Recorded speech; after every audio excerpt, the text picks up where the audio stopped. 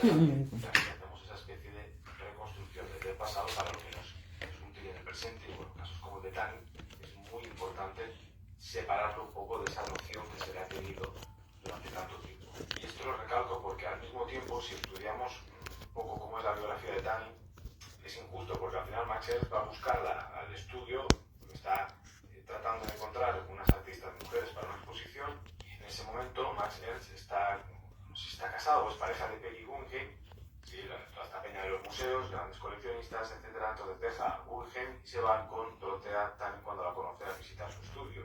Esto en el mundo del arte salseos no falta. Pero el caso es que van a buscarla a ella como artista para una exposición, no sé, en MoMA. Dejar claros estos temas porque implican confusiones políticas incluso a día de hoy, ¿no? De cómo incorporamos un artista y todas estas cuestiones que están de fondo. Y en este caso también sería un tema tratar las surrealistas más populares, como puede ser, voy a saltarme a Frida Kahlo porque es que están extremadamente populares en la pared. Lo hablaba, de hecho, este vídeo viene porque fui a ver con un par de amigos, con Carla y Paul, os mando un saludo si veis esto, fuimos a ver la exposición de la surrealista, bueno, el surrealismo en la MAFRE de Madrid. Y allí estaban los cuadros de Leonora, de Remedios, de Machers, de Oscar Domínguez, etc. Y claro, me di cuenta que me faltaban vídeos de la mitad de esta gente. Bueno, de hecho también por eso quería ir a tomar un par de imágenes. Y en un momento dado nos encontramos con nuestro Frida Kahlo, un cuadro, y contamos esta serie de cosas de cómo ves también a un artista en función a su popularidad, o cómo, por ejemplo, la obra maestra, este autorretrato de Dorothea Tani, es tan seductor porque también invita a lo desconocido, tan popular, tan conocida, incluso al lado de fenómenos actuales como puede ser Remedios Varo o Leonora Carrington, que cada vez tienen un mayor reconocimiento.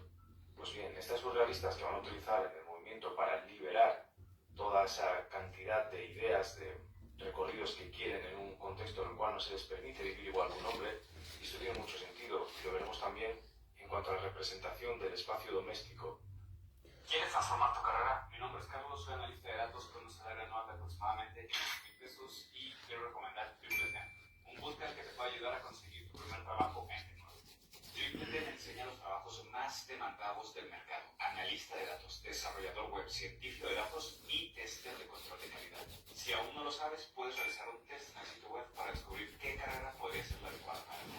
TripleTen te ofrece una plataforma práctica con ejercicios y mucha experiencia práctica. Al final de cada sección hay un proyecto y al final del bootcamp un proyecto final. Todo revisado por expertos en IT que brindan. En esa misma exposición, lo comentaba con Carla, por ejemplo, al principio, que cuando entras te tienes que fijar en los espacios que pinta un hombre, que suelen ser abiertos, fondos que se pierden, recordemos pues, los típicos fondos de Dalí, de Istanbul, de Oscar Domínguez. En general vemos espacios abiertos, aunque sea en abstracción, que van hacia afuera, están ya en un contexto de fuera.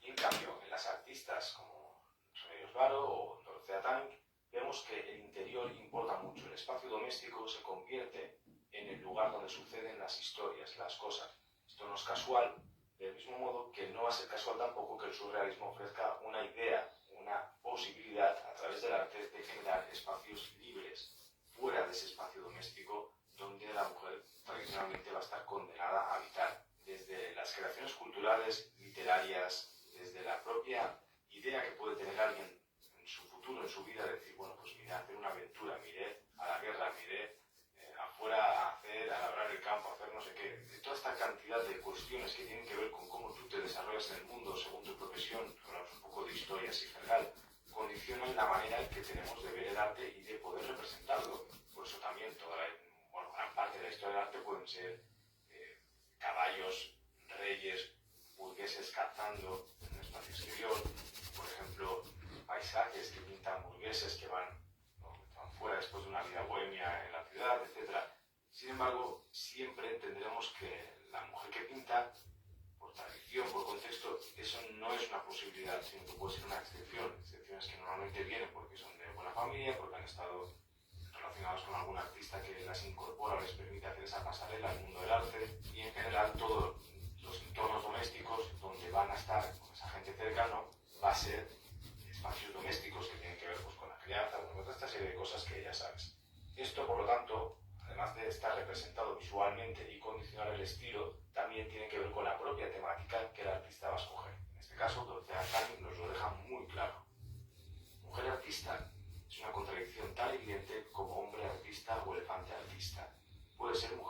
ser artista. Lo primero no lo puedes evitar, lo segundo es lo que eres en realidad.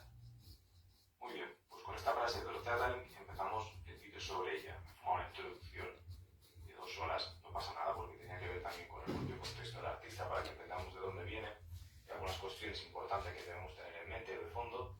Así que vamos a ir a centrarnos un poco más en su obra, un poquito sobre su biografía, que ayuda también a entender ciertos aspectos. Y si simplemente quieres ver sus cuadros, que a veces es difícil de encontrar, de recopilar, porque está un poco disperso todo, pues le das al mute y a disfrutar.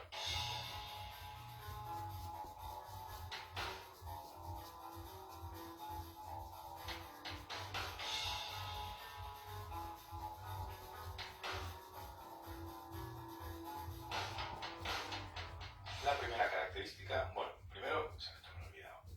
Dorothea Lange es americana, es yankee, nació en 1910, vivió un porrón de años, no sé si murió no hace mucho, entonces que lo buscamos. 2012, no veas. Es un caso curioso porque los norteamericanos en ese momento, a principios del siglo XX, empiezan a ser la gran potencia. No olvidemos que marchantes como Durand Ruel harán esa conexión, ese vínculo entre las nuevas potencias de nuevos ricos norteamericanos que no tienen un pasado cultural y lo intentan acaparar a través de lo que consideran que es lo más moderno. Y eso es lo que sucede en París. Aquí hay un movimiento del mercado del arte que permite que surja lo que es el impresionismo en sí y otros movimientos artísticos. Y van a forjar un entendimiento también artístico que derivará en el arte moderno del siglo XX. Hay pocos nombres nativos allí conocidos dentro de esta historia del arte hegemónica o canónica, y uno americano que venga a la cabeza sería Child Hassan, y es interesante tener en mente esto, qué relación hay entre París, Estados Unidos, y cómo el arte contemporáneo se va a forjar a través de esa relación, de un nuevo imperio que le coge a la vieja Europa, la cultura representada simbólicamente en esa ciudad como París, bohemio, y lo incorpora en un nuevo contexto ya puramente capitalista del siglo XX. Por otra parte, otra cosa importante que diría yo que hay que tener en mente es la relación entre los artistas y la literatura. Lo hemos visto en todos los vídeos que hago para el canal, siempre hay una relación explícita entre literatura y arte. En este caso, lo que vamos a ver es una fascinación por Alicia en el País de las Maravillas, que es una referencia clara para lo que va a ser todo el surrealismo. Es un vínculo directo literario entre la estética surrealista, ciertas nociones que hay, y la literatura, que además, por cierto, en lógica del sentido, Gilles Deleuze analiza bastante bien. Esta relación con la literatura, en el caso de Tan, va a ser constante, no sé hasta qué punto va tejiendo a través de toda su vida, pero sí que sabemos que hacia el final, con 90 y pico de años, ya acaba de publicar bastantes cosas de literatura, incluso se dedica a ello por completo. Siempre va a haber una relación entre novela, poema, otras prácticas artísticas que siempre han interesado. Fue una artista muy curiosa, tocó muchos palos, investigaba mucho, y estos son los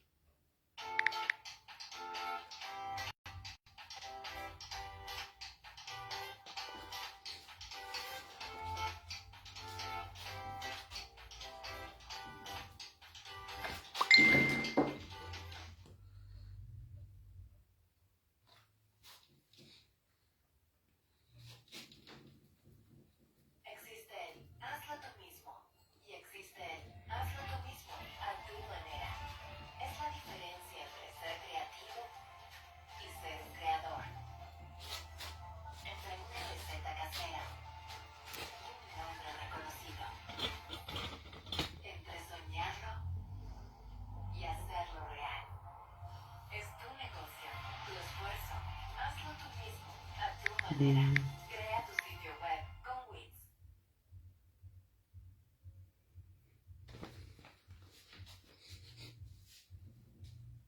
puntos más interesantes, esa curiosidad que no se sacia nunca, que forjan para mí a las artistas y a los artistas que mejor van a representar su contexto y que son al final más interesantes, pero a veces también más difíciles de comprender o de seguir, porque claro, cuando uno artísticamente tiene curiosidad, va a explorar aspectos culturales muy diversos, diferentes técnicas, diferentes ambientes, entornos, y a veces eso, cuando estudiamos la historia del arte o queremos profundizar en algo, teniendo tantos nombres, nos cuesta más porque te tiene que implicar, tienes que tú también poner de tu parte, porque siempre esperamos que se pueda resumir todo en una casilla de 3 párrafos, ¿no? 3 líneas, según la importancia que ha tenido para una historia muy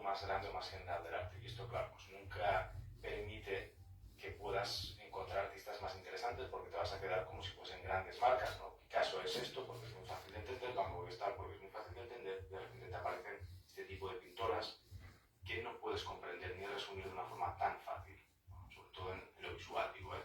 Dorotea también tiene un punto bastante oscurito, es evidente, ¿no? Cuando vayas a ver las pinturas, tenemos esos espacios domésticos, esos hoteles, esas habitaciones, niñas vestidas con estilos victorianos, desnudos de tipo barroco, rocas, flores, deformaciones, escenarios que remiten a una infancia, ¿no? Algo familiar, esa etapa de juego que toda artista tiene guardado en su memoria y que también nos viene a decir eso, ¿no? Cómo utilizar esta técnica o esos espacios imaginarios, como si al escribir también construyésemos catedrales con herramientas, con imaginación, a través de la forma, de lo que tenemos, nos está remitiendo a un pasado que se va repitiendo a lo largo del tiempo y que se intermedian experiencias vitales que ya no son la pureza de la infancia. Pero parece que quien se dedica al arte siempre está habitando un espacio de juego, ¿no? Siempre es un niño que cada vez va enfrentando problemas de adulto, y se va complicando, que se va volviendo oscuro, y esta lectura también sirve para entender bastante lo que es la obra de Dorothea Calvin. Y siempre también, si quieres aplicar esa perspectiva de género, de las dificultades que tendría ese espacio de la infancia en una mujer respecto al del hombre. Esto mismo, que es una persona así muy comprimido de su obra, lo vimos que vive 100 y pico de años, 100 años, 100, no me acuerdo. Sirve también para leer otras obras, pues tómatelo con pinzas, ¿no? Porque tiene un montón de obras, pero hay instalaciones donde también va a aplicar estas mismas características que he dicho, donde tú también puedes intervenir. No me acuerdo cómo se llamaba. Joder, qué rabia. Bueno, no importa. Tiene algunas instalaciones donde aplica espacios del tipo de las pinturas que ella hace, con algunas esculturas así con formas humanoides, que no por medio, y invitan también a que tú lo recorras. Esa intención de querer romper el espacio entre la obra de arte y el espectador no tiene tanto que ver con nociones del arte conceptual, de un arte mucho más posterior que ya también va a vivir, que intenta meter lo que es el arte en la vida y viceversa, que además luego pues falla, ¿no? Siempre acabamos en ese torremarfilismo equívoco. En este caso yo creo que Tanin nos está invitando a romper un espacio, pero para entrar a otro mundo. Es de nuevo esa lectura que hace Deleuze en Lógica, madre mía, Lógica del sentido no, en el ensayo sobre Bacon, que tendrá tanta importancia para el arte contemporáneo porque en lugar de ver la obra en un pedestal como se suele tener en mente el público en general, lo que vamos a tener que hacer es romper, abrir una puerta y para entrar en la obra de arte. Esta idea es muy importante en artistas como Tanin porque no quieren que tú te mezcles en un mundo igual y que se diluya, sino que entres en un portal que te lleva a otro mundo que sí tiene resuellos, reflejos del mundo que tú vives, como si fuese otra dimensión. De nuevo, pues volvemos a pensar en Alicia en el País de las Maravillas, pero que además también tiene esos tintes oscuros que tú tienes que acabar de completar y que además se rellenan con su biografía. Es decir, ella vive, comenta, explora y representa, y luego tú recoges ese hilo y acabas de interpretarlo, de llevarte a tu campo, siempre a través de figuras que son representaciones que puedes reconocer, pero que se diluyen en formas un poco ya cada vez más abstractas, más extrañas, a veces simbólicas. Esos símbolos no siempre tienen por qué tener un significado claro, y ahí es donde queda la gracia de este tipo de arte, que tiene misterio, y cualquier creación debe tener misterio. Esto es como las personas, si tú no encuentras a alguien interesante, misterioso, que tú puedes descubrir algo cuando hablas, que tiene algo más que decir que lo que tú ves, que lo evidente, pues no tiene gracia la obra. Cuanto más misteriosa una obra de arte, un artista, una persona, ¿no? Al final pues siempre nos resulta más atractivo, más seductor. Y eso, igual que se hace en la literatura, es un recurso muy importante para que el espectador pueda acceder a esos mundos que está invitando al artista.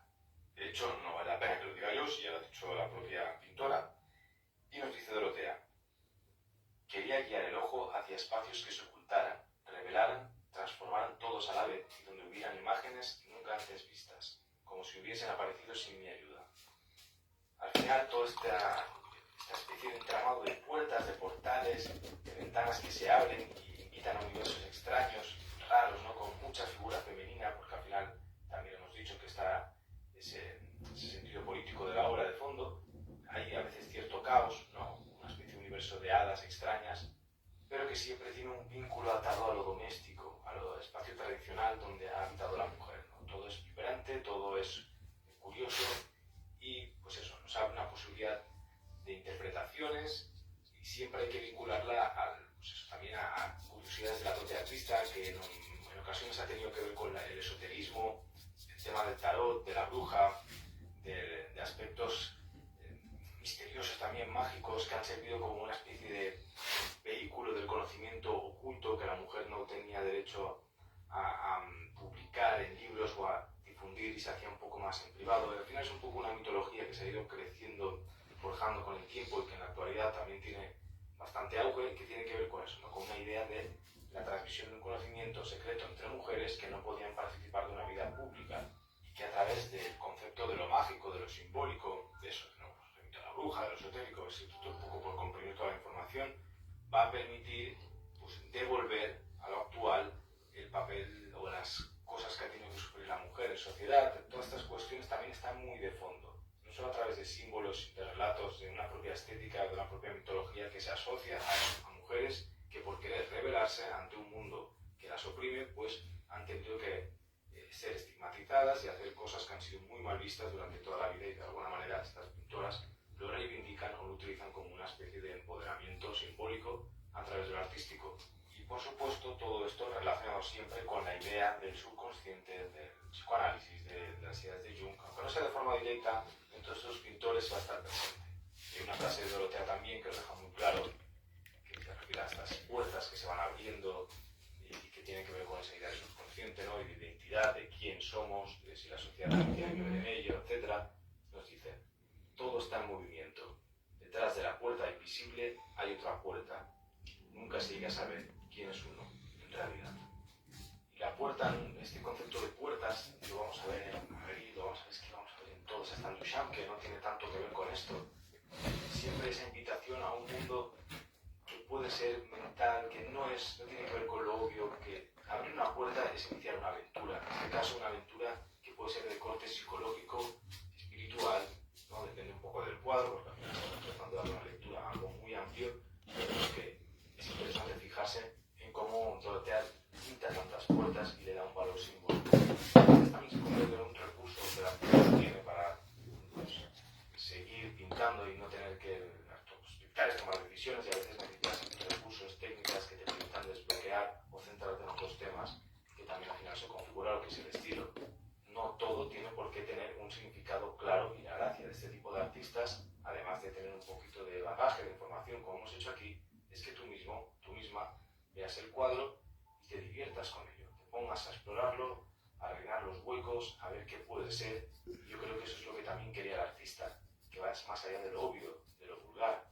En este caso yo lo disfruté muchísimo, como he dicho, con mis amigos, con Paul, con Carla, preguntando qué ves aquí, comentando tal, y llegábamos a puntos que podían ser a veces cómicos, otras veces muy profundos, ¿no?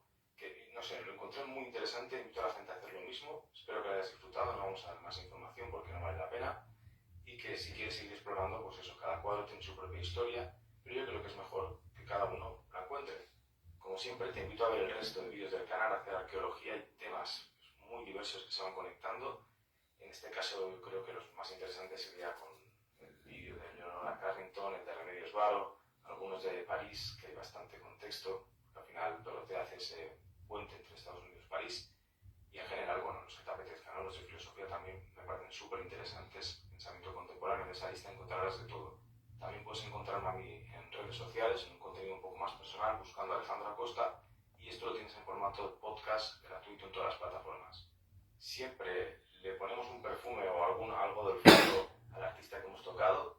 Y hoy lo tengo muy claro y es porque, bueno, pues lo que olí en esa exposición, y creo que era la Vies Belle Lancôme. Hostia, no me acuerdo bien. Espero no haberla cagado, pero creo que era ese. Es justo uno que llevaba una de las personas con las que fui a ver la expo. Y claro, cada vez que comentábamos un cuadro, que se movía y todo, yo olía y asociaba los cuadros a ese olor. Y bueno, pues también está guapo eso, ¿no? Cuando sucede y es totalmente causal e involuntario. Así que no puedo evitar asociar ese perfume, por ejemplo, hoy a Dorotea Tanning. Muchas gracias por haber llegado hasta aquí y nos vemos en el siguiente vídeo.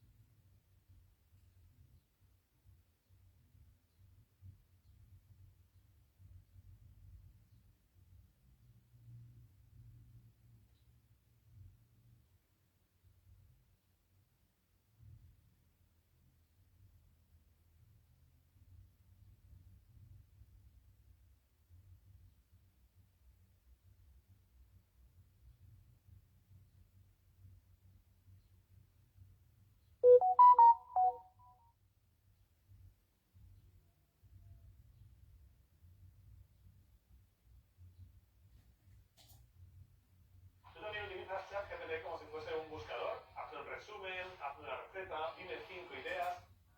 Muy buenas, ¿cómo estás?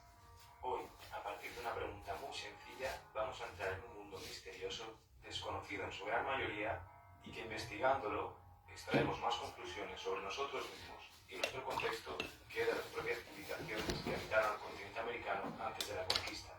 Cuando reflexionamos sobre el arte y queremos conocerlo, casi siempre acudimos a las fuentes y a la historia que tenemos marcada desde Europa. Sin embargo, precisamente por ser menos conocidos, existen universos por descubrir muy interesantes. Así que tanto si lo conoces como si no, te invito a quedarte en esta serie de vídeos. ¿Qué es el arte precolombino?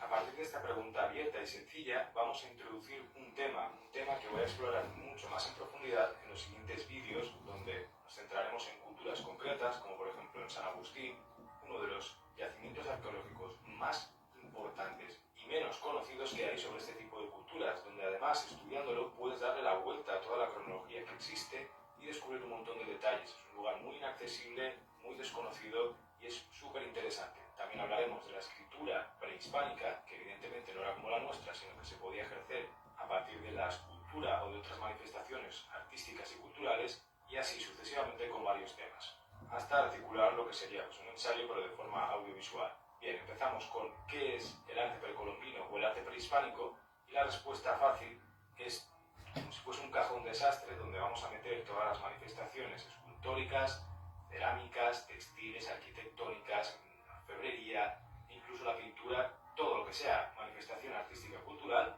previa a la conquista del continente americano, es decir, antes de 1492. Este concepto ya de partida es muy problemático porque da a entender una especie de cultura absolutamente unificada o una especie de civilización unitaria que abarca todo el continente y homogénea, con una que incluso podríamos intentar clasificar de la misma manera que lo hemos hecho a partir de las nociones europeas.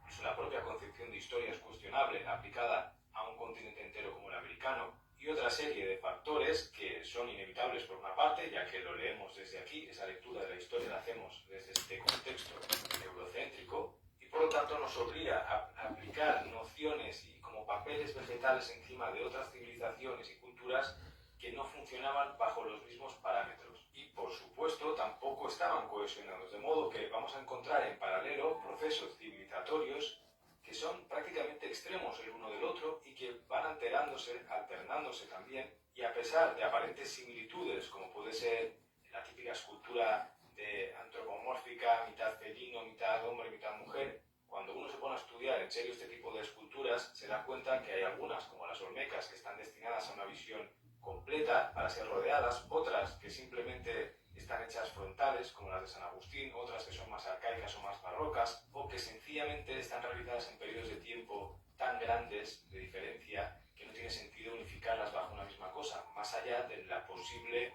conexión mitológica de un territorio que en el fondo estaba unido a través de estos imperios que se han ido desarrollando, de culturas previas que suministraban su propia cultura a estos grandes imperios que han sido más famosos después.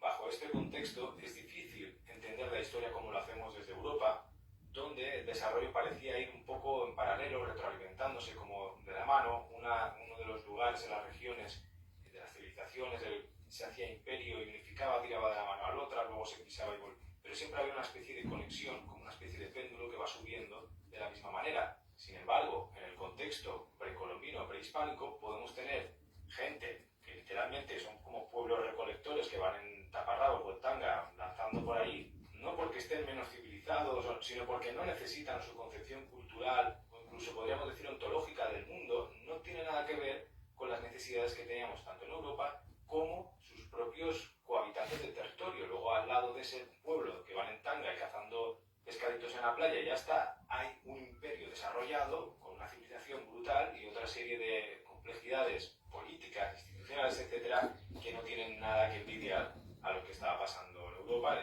Simplemente pues haciendo una transposición se podría equiparar y no sería tan diferente. Este sería el primer conflicto que hay que salvar, que para mí es muy difícil de sobrepasar, y también que hay que limpiar prácticamente de la historia y de la concepción del buen salvaje que tenemos desde la Ilustración europea, en la cual este tipo de pueblos viven en una especie de paraíso terrenal, en una especie de pureza moral y cultural, y que por lo tanto siempre el observador occidental europeo los ve como si estuviese en una especie de circo romano, ¿no? Y a partir de ahí se compadece o los tutela o los estudia, los analiza, los tolera o simplemente los adapta o se los lleva a su propio territorio para poder desmigajarlos, cuando esto es una tarea que choca, es prácticamente imposible hacer esto. Este debate tiene mucho que ver con el arte moderno, y es que, aunque no lo voy a tocar aquí, lo dejo apuntado porque creo que es interesante. Este es el mismo tema que se va a tocar en la actualidad cuando se intenta analizar en el contexto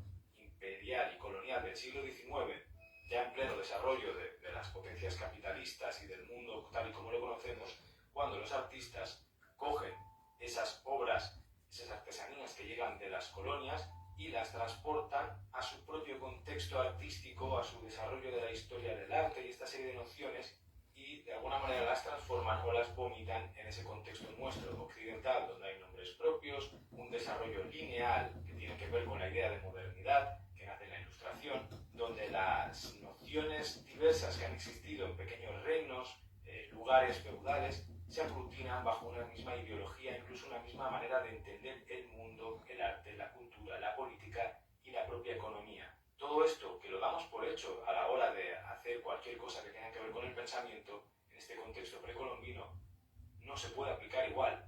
Tenemos que hacer ejercicios de transposición para poder aquí hacer vídeos como este o estudiarlo, pero evidentemente es muy difícil. Y es una cosa que me apetecía dejar muy claro porque creo que al final es el tema principal que nos puede interesar aquí y que, como he dicho, engarza con la concepción del arte moderno, de los Picassos, de los Matisse, del orientalismo y de una serie de asuntos, como también las estampas japonesas, como influyen en el impresionismo, que se conectan con otros vídeos que hemos hecho aquí.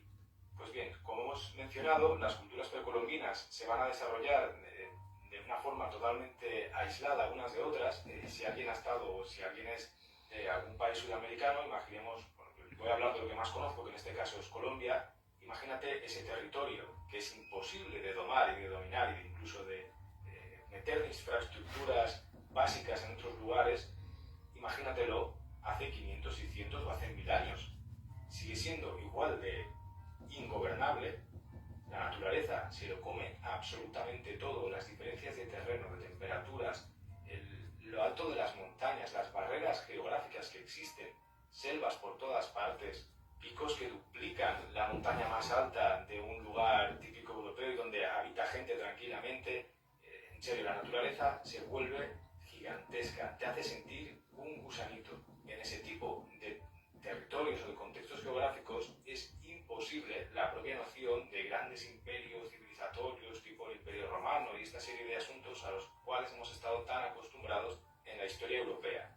Esto llevó a la arqueología tradicional a llegar a dos conclusiones, y es que los principales núcleos de civilización serían la parte de Mesoamérica y la parte de los Andes, que correspondería un poquito a las típicas nociones de lo mal llamado aztecas, que bueno, estas distinciones no voy a meter ahora, pero de hecho me da rabia cuando lo hacen otras personas con el típico de Latinoamérica, viene no sé qué, tal, esto ya está, creo que está superado al final el lenguaje, desde el dominio de quién lo utiliza y de quién lo manipula, no de quién lo crea, ¿vale? Esto quien sepa de este tipo de polémicas sabrá de lo que hablo. El caso es que aztecas no sería lo correcto si nos ponemos culo duro, sino mexicas. Y del mismo modo, en la parte de los Andes, o más del sur del continente, estarían los incas. Esto ha sido lo que tradicionalmente se ha estudiado, se ha conocido, pero las pruebas arqueológicas más modernas llevan a pensar que el dominio de estos imperios no es tal y como se conocía, sino que realmente había muchas expresiones culturales, muchos pueblos muy importantes que incluso dieron origen a las manifestaciones artísticas de estos imperios, que son previas y que tienen que ver también con la región de Ecuador, de Colombia, pero esto ya lo comentaremos más a profundidad en los siguientes vídeos. En este contexto geográfico tendríamos la parte de Centroamérica, que correspondería a lo que actualmente es México y Centroamérica, dicho Centroamérica o Mesoamérica, bueno, no importa, ¿me entendéis? Las civilizaciones que estarían aquí serían las que derivan de, por ejemplo, los olmecas, que posteriormente derivaron en la famosa ciudad de Teotihuacán, que sería una de las principales manifestaciones arquitectónicas complejas, al menos que sepamos hasta ahora, y de las cuales derivarían otras culturas tan populares como, por ejemplo, los mayas, los toltecas, los mexicas, mixtecas, etc. Y en la otra parte conocida dentro de la arqueología o de la historia historiografía precolombina sería la que hemos mencionado de los Andes, que como ya he dicho lo cuestionaremos luego, pero al menos es de donde podemos partir, o el estándar que se ha tenido hasta hace unos años. Serían los territorios que están atravesados por la cordillera de los Andes, como por ejemplo desde el norte de Colombia a Venezuela, Ecuador, Chile, Argentina por el sur, Perú, Bolivia, etc. En esta región estarían las culturas, como por ejemplo la cultura San Agustín, que bueno, ya lo veremos en profundidad de este tema, pero también los chibchas, que estarían en la parte norte, sería una especie de nexo entre ese contexto mesoamericano y el de los Andes, y también tendríamos a los Sinú, los Nazca, los Inca, los Colima o los Chavín. Esto por mencionar algunos nombres. Hay que imaginar la cantidad de culturas y de pueblos que históricamente se han acumulado, aglomerado en estos territorios, de los cuales apenas se puede saber algo o ha quedado algún rastro arqueológico el cual poder explorar, estudiar o correlacionar con otros yacimientos y así hacer esa especie de historiografía que hacemos aquí en el contexto europeo, pero que además hay que incluir un montón de civilizaciones que no han tenido por qué dejar registro. Esto no lo olvidemos, hay un ensayo muy interesante de Laura Tripaldi, donde precisamente se cuestiona el valor de una historia que está hecha y datada a partir del único registro de lo sólido, es decir, de la piedra, de los metales o de las cosas que permanecen en el tiempo de forma inalterable. Y obviamos o dejamos en una especie de quinto plano las cosas que no podemos ver o de las cuales no quedan registro, pero que probablemente fueran las que le dan todo el sentido a una cultura o a una civilización, como por ejemplo la forma en la cual se viste un pueblo o cómo confecciona sus ropas, temas de agricultura y otra serie de cosas que siempre hemos dejado a un lado, pero que si nos paramos a pensar en nuestro tiempo explican mucho mejor cómo es nuestra civilización o nuestro pueblo que coger un edificio random de una ciudad y a partir de ahí colegir toda la serie de circunstancias que dan sentido a un pueblo. ¿No? Es algo un poco que se tiene que coger con pinzas y que a veces nos tomamos muy en serio y damos muy como por hecho de forma casi científica, y la arqueología siempre está en movimiento, siempre es cuestionable y creo que esta serie de cosas hay que tenerlas en cuenta porque también interfiere la visión de género. Esto puede ser polémico, pero es verdad. Al final, los materiales duraderos, el hierro, el tema de una historia basada casi en la guerra, ¿no?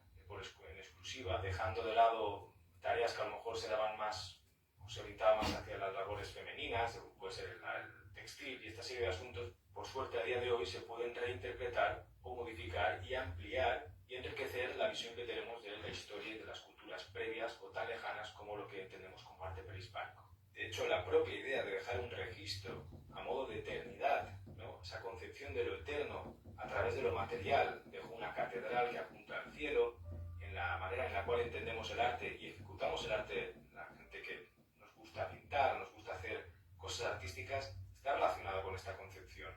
Cuando un pueblo no tiene esa noción de eternidad a través de lo material, no tiene por qué desarrollar cosas que luego nos sirven para hacer historiografía y datar y poner y decir, vale, pues hasta aquí es esto, después es lo otro, y eso no hace que esté menos civilizado. Es una concepción muy diferente del mundo y de la manera de hacer arte.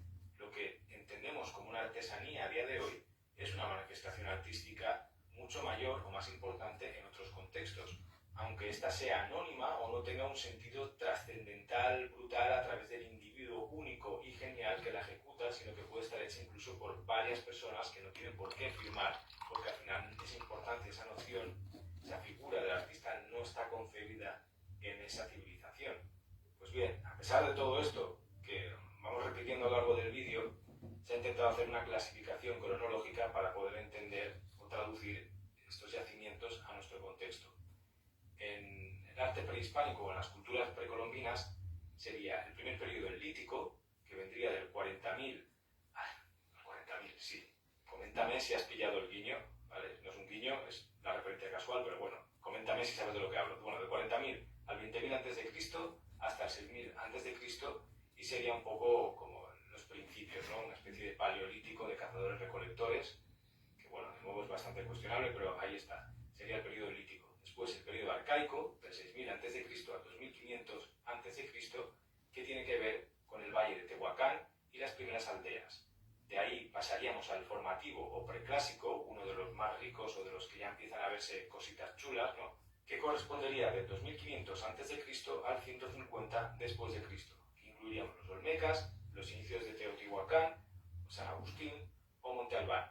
Después hay un periodo clásico que vendría desde el 150 después de Cristo hasta el siglo X y finalmente un periodo posclásico que sería desde el siglo X hasta la conquista por parte de los españoles, que aquí incluiríamos lo más famoso o lo más registrado también por ese momento de choque, ¿no? Toltecas, huaxtecos, mixtecas, chichimecas, mexicas, etc.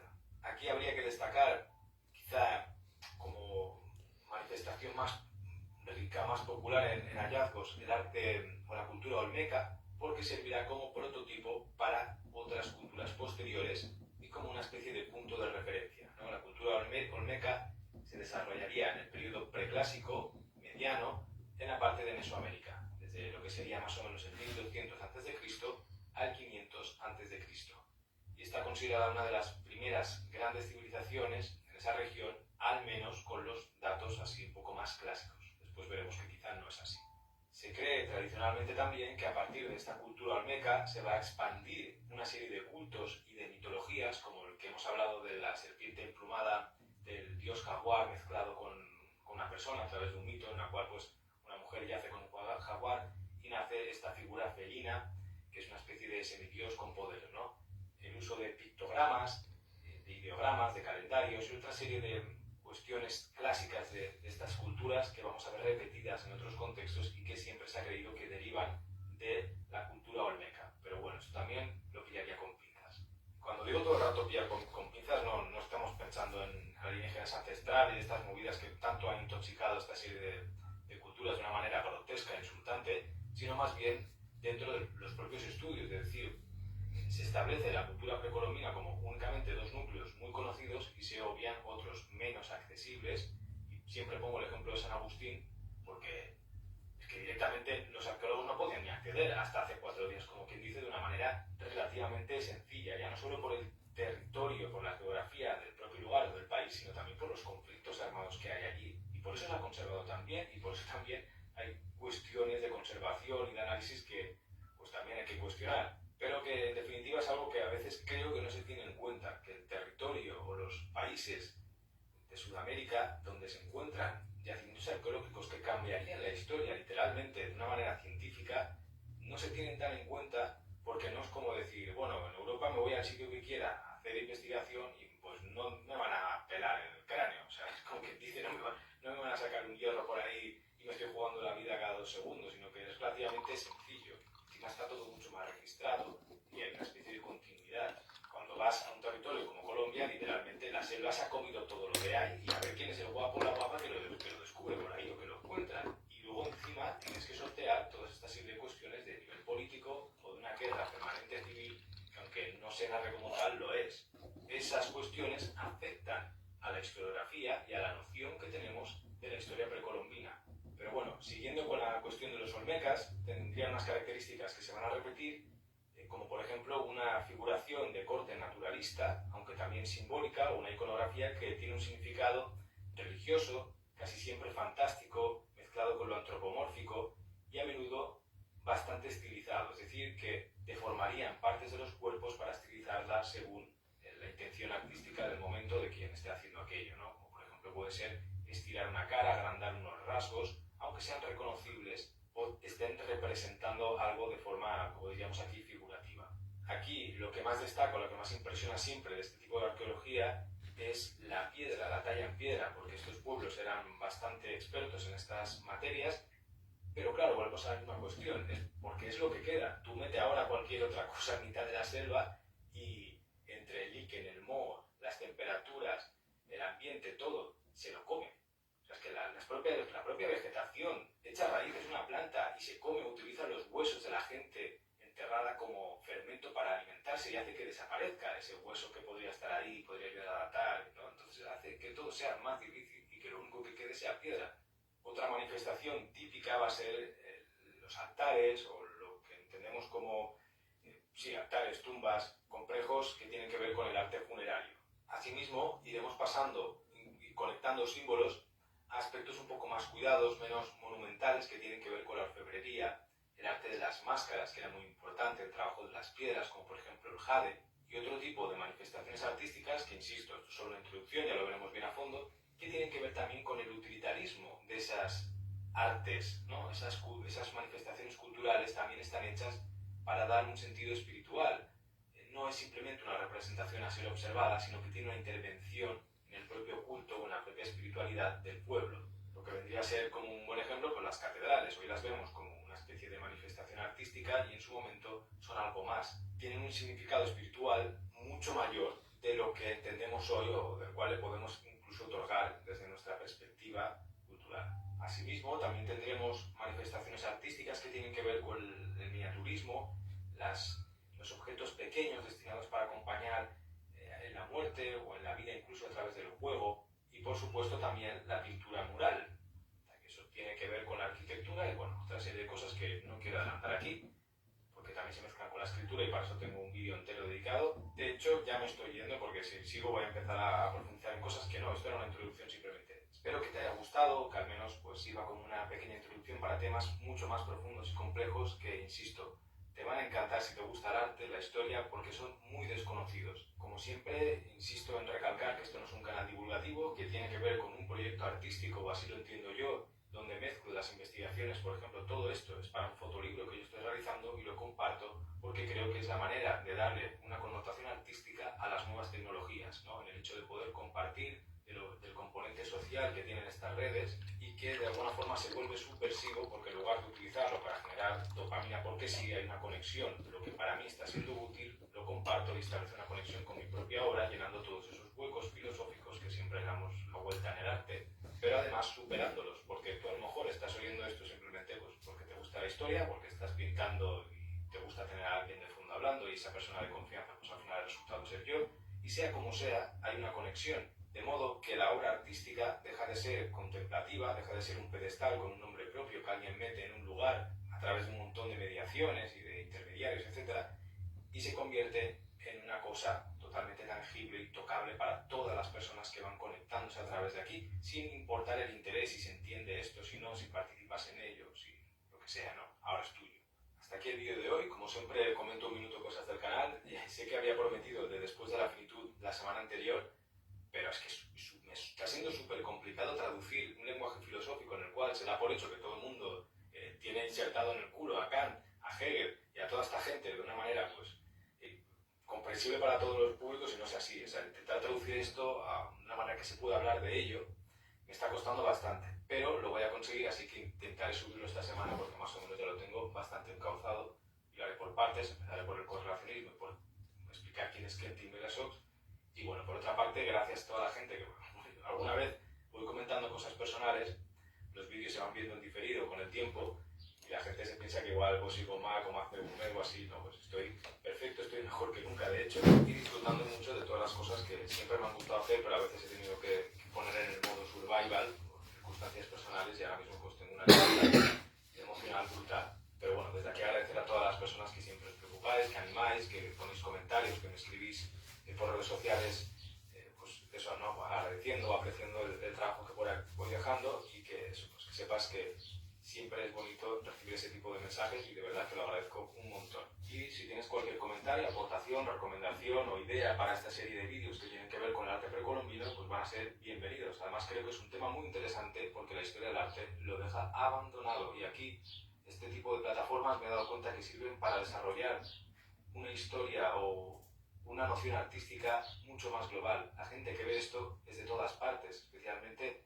del contexto sudamericano.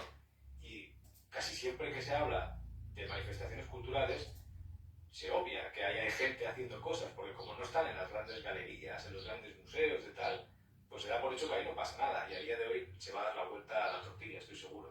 Así que ya sabes, cualquier aportación será bienvenida. Yo casi siempre intento leer lo que hay. Si no puedo contestar, al menos pues, más adelante cuando tengo más tiempo lo hago. Y si no, pues también te invito a estar al día en mis redes sociales para saber cuando hay directos o cuando comparto lecturas o esto siempre por anticipado, estas investigaciones o referencias. Me encontrarás buscando a Alejandro Acosta o mirando aquí abajo los links en la descripción. Nos vemos en el siguiente vídeo.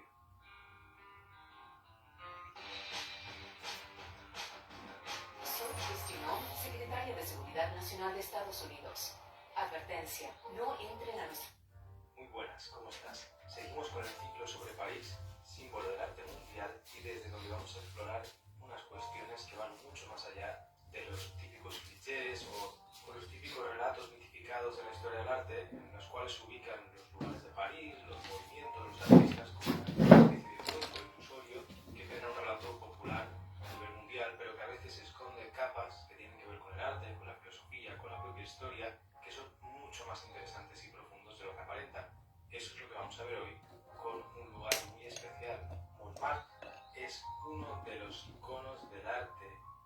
considerado por muchas personas la cuna del impresionismo y de otros movimientos. Sin embargo, este lugar, además de tener una historia oscura, que me parece muy interesante y la vamos a desvelar aquí, también esconde otras facetas que pueden ser de tipo político y que ayudan a entender cómo se forja un movimiento artístico, cómo se crea un espacio donde el arte en un lugar o en un contexto determinado adquiere sentido y cómo posteriormente eso es reducido a una cápsula de vidrio que la gente va a visitar de forma turística, llegando a una contradicción en la cual la persona que va a visitar piensa que está en un barrio artístico y aquello simplemente se conserva como una especie de zoológico de algo que fue pero que nunca podrá volver a suceder porque las condiciones están lejos de poder repetirse o incluso de mantenerse. A través de esta exploración del lugar y de su historia podemos ver cómo a veces se necesitan ciertas condiciones para que la cultura o el arte pueda emerger y sobre todo lidiar con el sistema que tiene al lado. En este caso hablamos de un sistema capitalista que exige beneficios y existe un tipo de trabajo productivo en el cual el arte o la cultura a veces le cuesta encajar, ¿no? Ya vemos que con el paso del tiempo se ha ido moldando muy bien, pero en determinados contextos costaba más, ¿no? Entonces esta serie de circunstancias solo se podían dar en un lugar como Montmartre. Además de otro secreto, que yo creo que incluso podría ser también más clave y que es interesante, y es el tema del alcohol. ¿Por qué en aquel lugar iban todos los artistas y todos los literatos como si fuesen borreguitos al corral? Había una razón mucho más prosaica y menos cultural, y es que en un principio Montmartre era un lugar alejado de la ciudad, no estaba asimilado dentro del núcleo de París y por lo tanto no tenía impuestos sobre la absenta. Y esto puede parecer una tontería, pero igual que hay núcleos financieros o políticos de alto nivel que condicionan el rumbo del mundo entero y de sociedades, incluso podríamos decir civilizaciones, que dependen, por ejemplo, en la actualidad de el azúcar glass, de lo que le gusta a Rejón. En aquel momento, del París bohemio y de los artistas, el combustible era la absenta. Entonces tiene más importancia de la que parece. Pero bueno, no nos adelantemos. Vamos con Montmartre, una historia y su leyenda.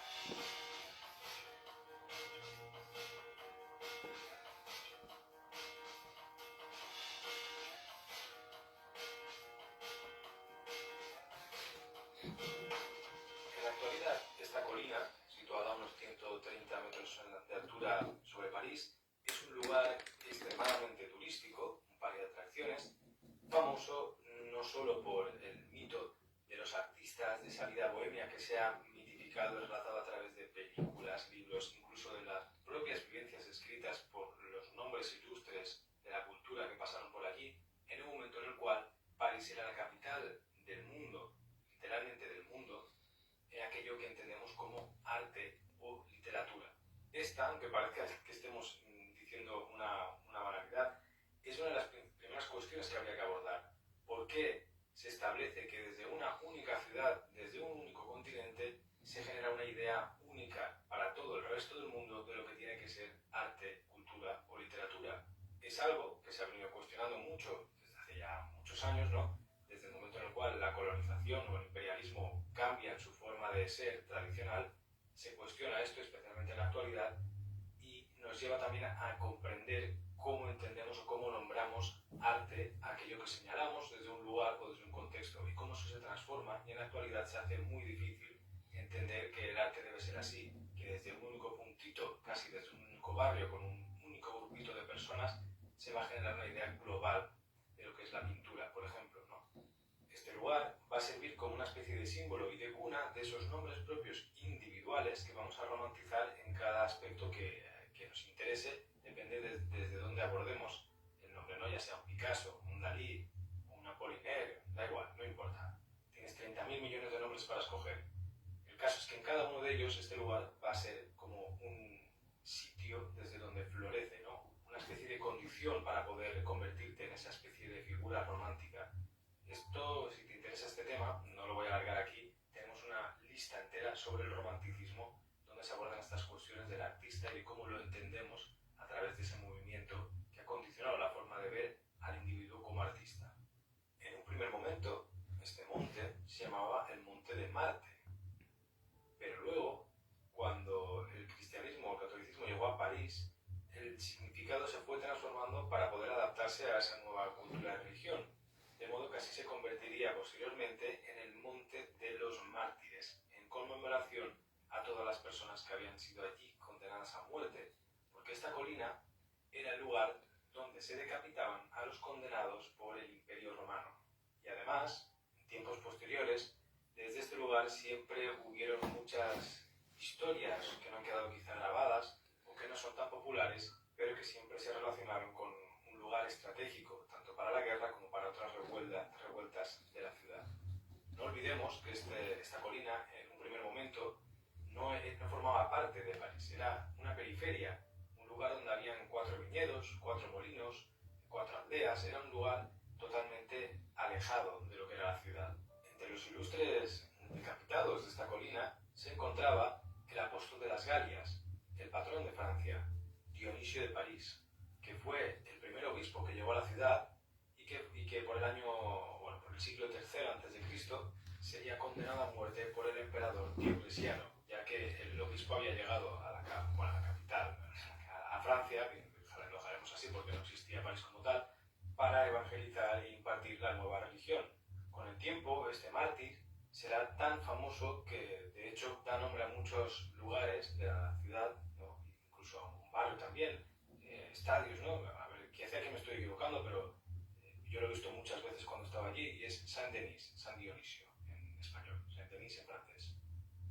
Muchos siglos después, cuando los rusos invadieron la ciudad, allá por el año 1814, ocurrió la famosa batalla de París, que fue después de la cual Napoleón Bonaparte tuvo que exiliarse de la propia ciudad.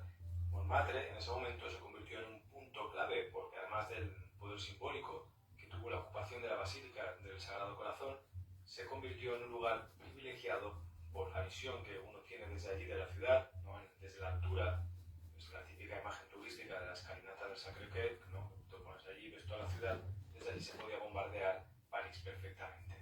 Y precisamente bajo este mismo periodo histórico, los rusos ya quisieron hacerse con el famoso Molin de la Galette. Esto es otro mito, otro símbolo de Montmartre y del propio París, de la Bohemia, de absolutamente todo. Luego dedicaremos un espacio pequeñito a citar los espacios, los lugares más simbólicos o reconocidos de este Montmartre bohemio. En el Molin de la Galette, aquel día estaba el hijo de los dueños que intentó salvar la propiedad de la familia. Cuando vinieron los rusos y querían coger el local, él se intentó defender y lo cogieron, lo asesinaron y lo colgaron de las aspas del molino para que diese vueltas con su cuerpo. Y por cerrar este periodo sangriento con la guerra de París, hay una leyenda urbana que dice que aquí nació la famosa palabra bistrot, que era una expresión que utilizaban los rusos para pedir a los mozos parisinos, a los camareros, que le trajesen la comida rápido. Esto no se cree que sea cierto del todo, hay mucha discusión alrededor, pero ahí queda la anécdota, ¿no? A partir de aquí se le va a llamar bistrot a todos los clásicos o típico café parisino que puedes ver en cada esquina, como si fuese un decorado también de Portaventura, que por cierto están muy bonitos todos. Aquí en Barcelona, cuando vas a comer una paella a un lugar de estos turísticos, son horribles, entonces esto por lo menos está bien hecho, ¿no? Y está bien tapizaditas las sillas de los cafés de París.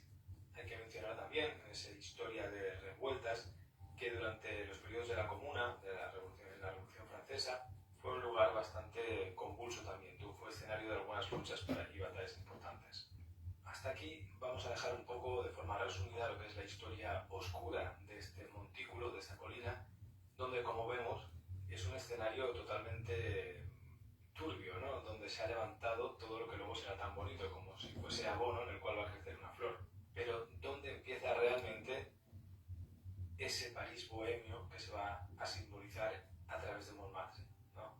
Si, como hemos dicho, hasta ese momento en realidad se trata de un lugar donde pues, se asesina a la gente, escenario de guerras, 4 molinos tirados, cabras, ovejas, y en definitiva no deja de ser una periferia, un lugar alejado de los núcleos urbanos antiguos, donde pues, la porquería de la ciudad, como que te la vas a llevar allí, es un lugar de paso, un lugar de donde te puedes esconder si estás haciendo algo en la ciudad y no quieres ser visto. Es en definitiva un punto estratégico respecto a la ciudad, entendiendo la ciudad en el formato antiguo, en el cual no es ese París descomunalmente grande que ocupa todo ese territorio, sino que estaría cerca, ¿no? Lo mismo que pasaba en todas las ciudades, hacia Osarriá, que estaban apartados de lo que sería el núcleo urbano, pero que hoy en día los consideramos como parte de la misma ciudad y antes no lo eran. ¿Por qué destaco esto? Porque va a ser muy importante para el tema cultural y artístico, ya que entendemos el arte en ese momento como algo apartado del statu quo, es un arte subversivo, en principio, ¿vale? Sobre el papel, que se está intentando rebelar contra la gran academia, contra los cánones, contra los estándares de un tiempo, y por lo tanto necesita forjarse, aunque sea de forma simbólica, insisto, en no romantizar mucho esto, desde una periferia, desde un lugar donde se pueda ejercer la revolución. ¿Qué quiero decir? Lo mismo que sucede hoy. Si tú eres artista, quieres hacer algo que es diferente, que no encaja, por ejemplo, en el museo de tu ciudad, que no encaja en la academia, que no encaja en el circuito de galerías y del mercado estándar que hay, ¿no? Lo que se busca y lo que se demanda y lo que se entiende como un arte bien que va a permitirte ser profesional, necesitarás estar en un lugar donde ejercer tu arte con la mayor libertad posible y con los mínimos recursos posibles, pero además tener un grupo de gente, o un grupo de, más que un grupo, un espacio donde ese tipo de personas que están como tú también puedan ir y hacer un poco de comunidad, porque uno solo, en cualquier ámbito, por muy genio que intente ser o que se crea que es, no es nada. Para que eso se materialice, se va a necesitar un espacio que esté un poco al margen también de la ciudad, de algún tipo de leyes, donde también se pueda generar un aire un poco revolucionario, donde sea más barato, donde esté en condiciones a veces incluso totalmente decadentes o inferiores. Es lo mismo que le sucedió a Berlín en los años 2000-2010, ese intervalo de décadas en los cuales la ciudad alemana empieza a florecer como una capital del arte, e inmediatamente se gentrifica y se detiene ese proceso artístico que fue una especie de ensoñación, pero es muy similar para comprender en un ejemplo contemporáneo lo que pasó en este París del siglo XIX.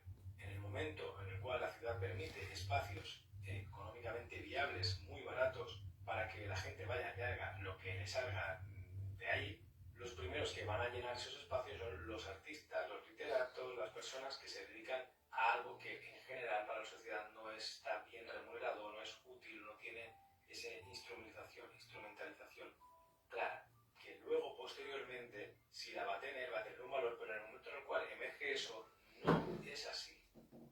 De hecho, serían considerados como una especie de parias, aunque luego esto sea con matices, que venga gente que, en el fondo, como un poco el ambiente hippie, ¿no? Que luego pues hay gente con mucho dinero que juega a eso, pero en un principio estamos hablando del plano teórico, de lo que en principio sucede ahí.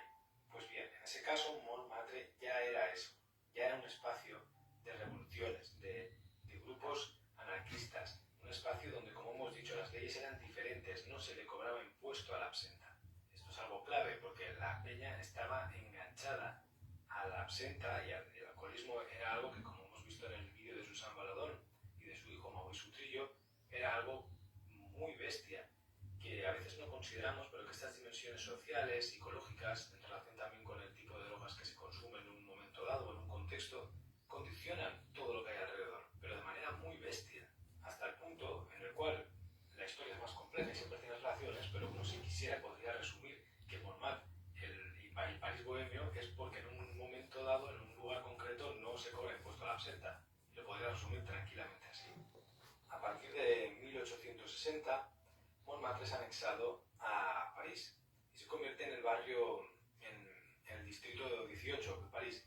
Es en este periodo, más o menos alrededor, y hasta yo diría 1920, por poner una fecha, porque hay un momento dado, que lo que te dije otro día esto, en el cual hay un impasse y Montmartre deja de ser lo que es y el meollo pasa a Montparnasse. Pero vamos a entender que es esa segunda mitad del siglo XIX, inicios del siglo XX, donde va a florecer ese París bohemio que se ha mitificado, ¿no?, en Montmartre. También hay cuestiones muy políticas, como estamos viendo ahora, pero que aún están más en la tramoya.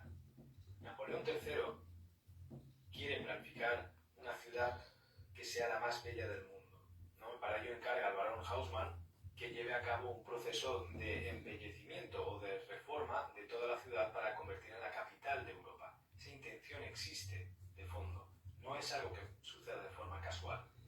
En Haussmann, aquí ya nos metemos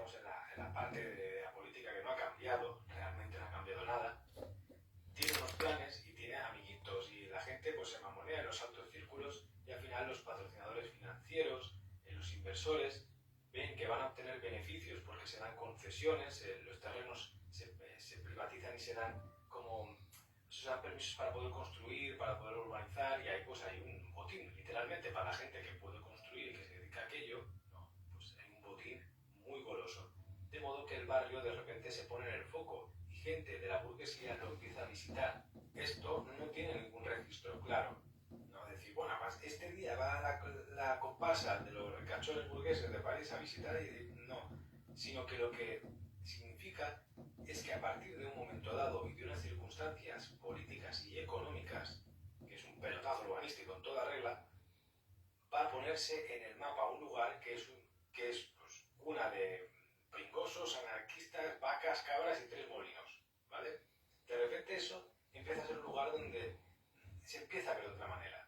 Es gentrificación pura y dura.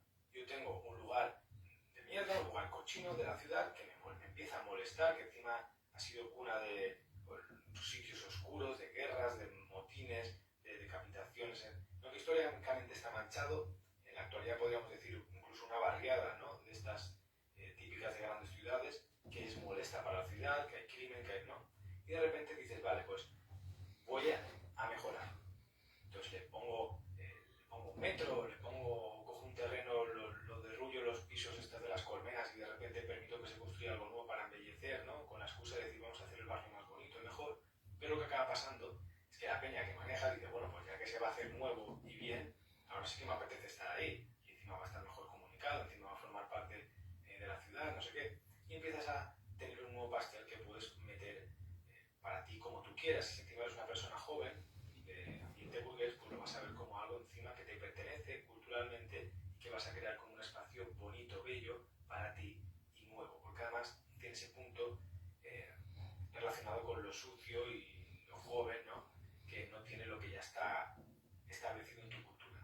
Resumiendo, incluso la aristocracia tiene actos de rebeldía y de adolescencia respecto a sus generaciones anteriores, ¿no? Entonces, ante estas circunstancias, cambian y se fomentan y se generan movimientos que luego llamamos historia del arte o artísticos, pero que su germen no solo es porque alguien pinte un cuadro un día y se venda en tal sitio y esté en tal museo, sino que tiene que ver con un aspecto puramente social. Para eso sirve estudiar la historia del arte, para ver este tipo de cositas. Y este impasse es interesante porque vamos a ver cómo de repente algo moderno, que es la urbanización de los espacios, como pelotazo y como germen cultural, va a chocar con lo que en realidad hizo que mucha gente fuese allí, que era el tema agrícola.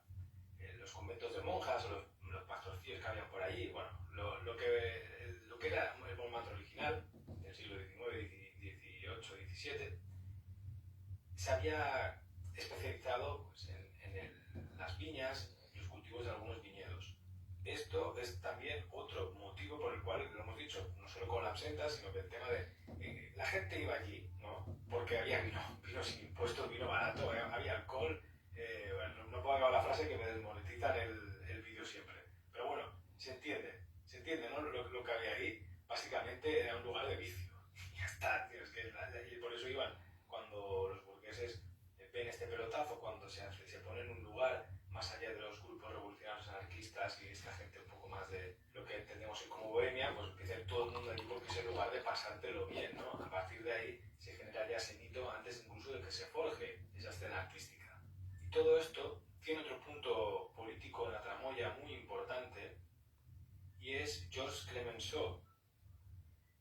Clemenceau, bueno, no sé si lo he dicho bien, pero que me perdonen los franceses, que quizás más conocido porque llegó a ser primer ministro e incluso jefe de gobierno durante la Tercera República Francesa.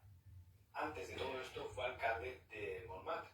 Y esto es importante porque este tipo era un estadista que podríamos llamar pues un poco más abierto de mente. Y es sabido que junto a sus colegas de profesión, de política, hubo un momento en el cual él se da cuenta de estas circunstancias que ya hemos dibujado a lo largo del vídeo e intenta fomentar que vengan más artistas.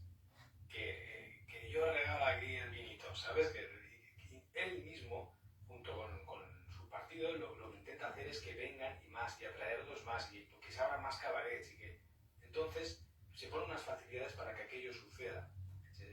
Como si fuese un negocio al final. Tú ves que aquello funciona, ves lo que se está moviendo, ves que es popular y que encima va dinero, rechazan el cargo. Estas cosas a veces no pasan tanto en la historia, pero es clave. Bien, como acabamos de ver, hay muchas características. Yo acabo de hacer un resumen muy pequeño de lo que realmente es, de lo complejo que es este tipo de cuestiones, pero podemos ver cómo lo que llamamos historia del arte, y a veces entendemos de una forma muy simple, muy de cuento, de infantil, tiene unas connotaciones y unas raíces mucho más jugosas, es mucho más goloso lo que hay detrás. Y así se entiende también que el arte no nace de la nada, no nace del genio de un pintor solitario en mitad de una caverna que estaba allí y se iluminó por un rayito, sino que realmente hay una cantidad de cuestiones detrás, de nombres, de personas, de circunstancias que llevan a un lugar, incluso a veces de tonterías o de gente que no tiene absolutamente nada que ver con el mundo del arte y que obviamos porque la especialización de los estudios, no solo científicos sino culturales y humanísticos, llevan a esto, a que no seamos capaces desde nuestra propia profesión de conectar y de poder entender cómo suceden estas cosas y luego poder aplicarlas a nuestros propios contextos y entornos, que es lo interesante. Bueno, esta era la idea principal del vídeo.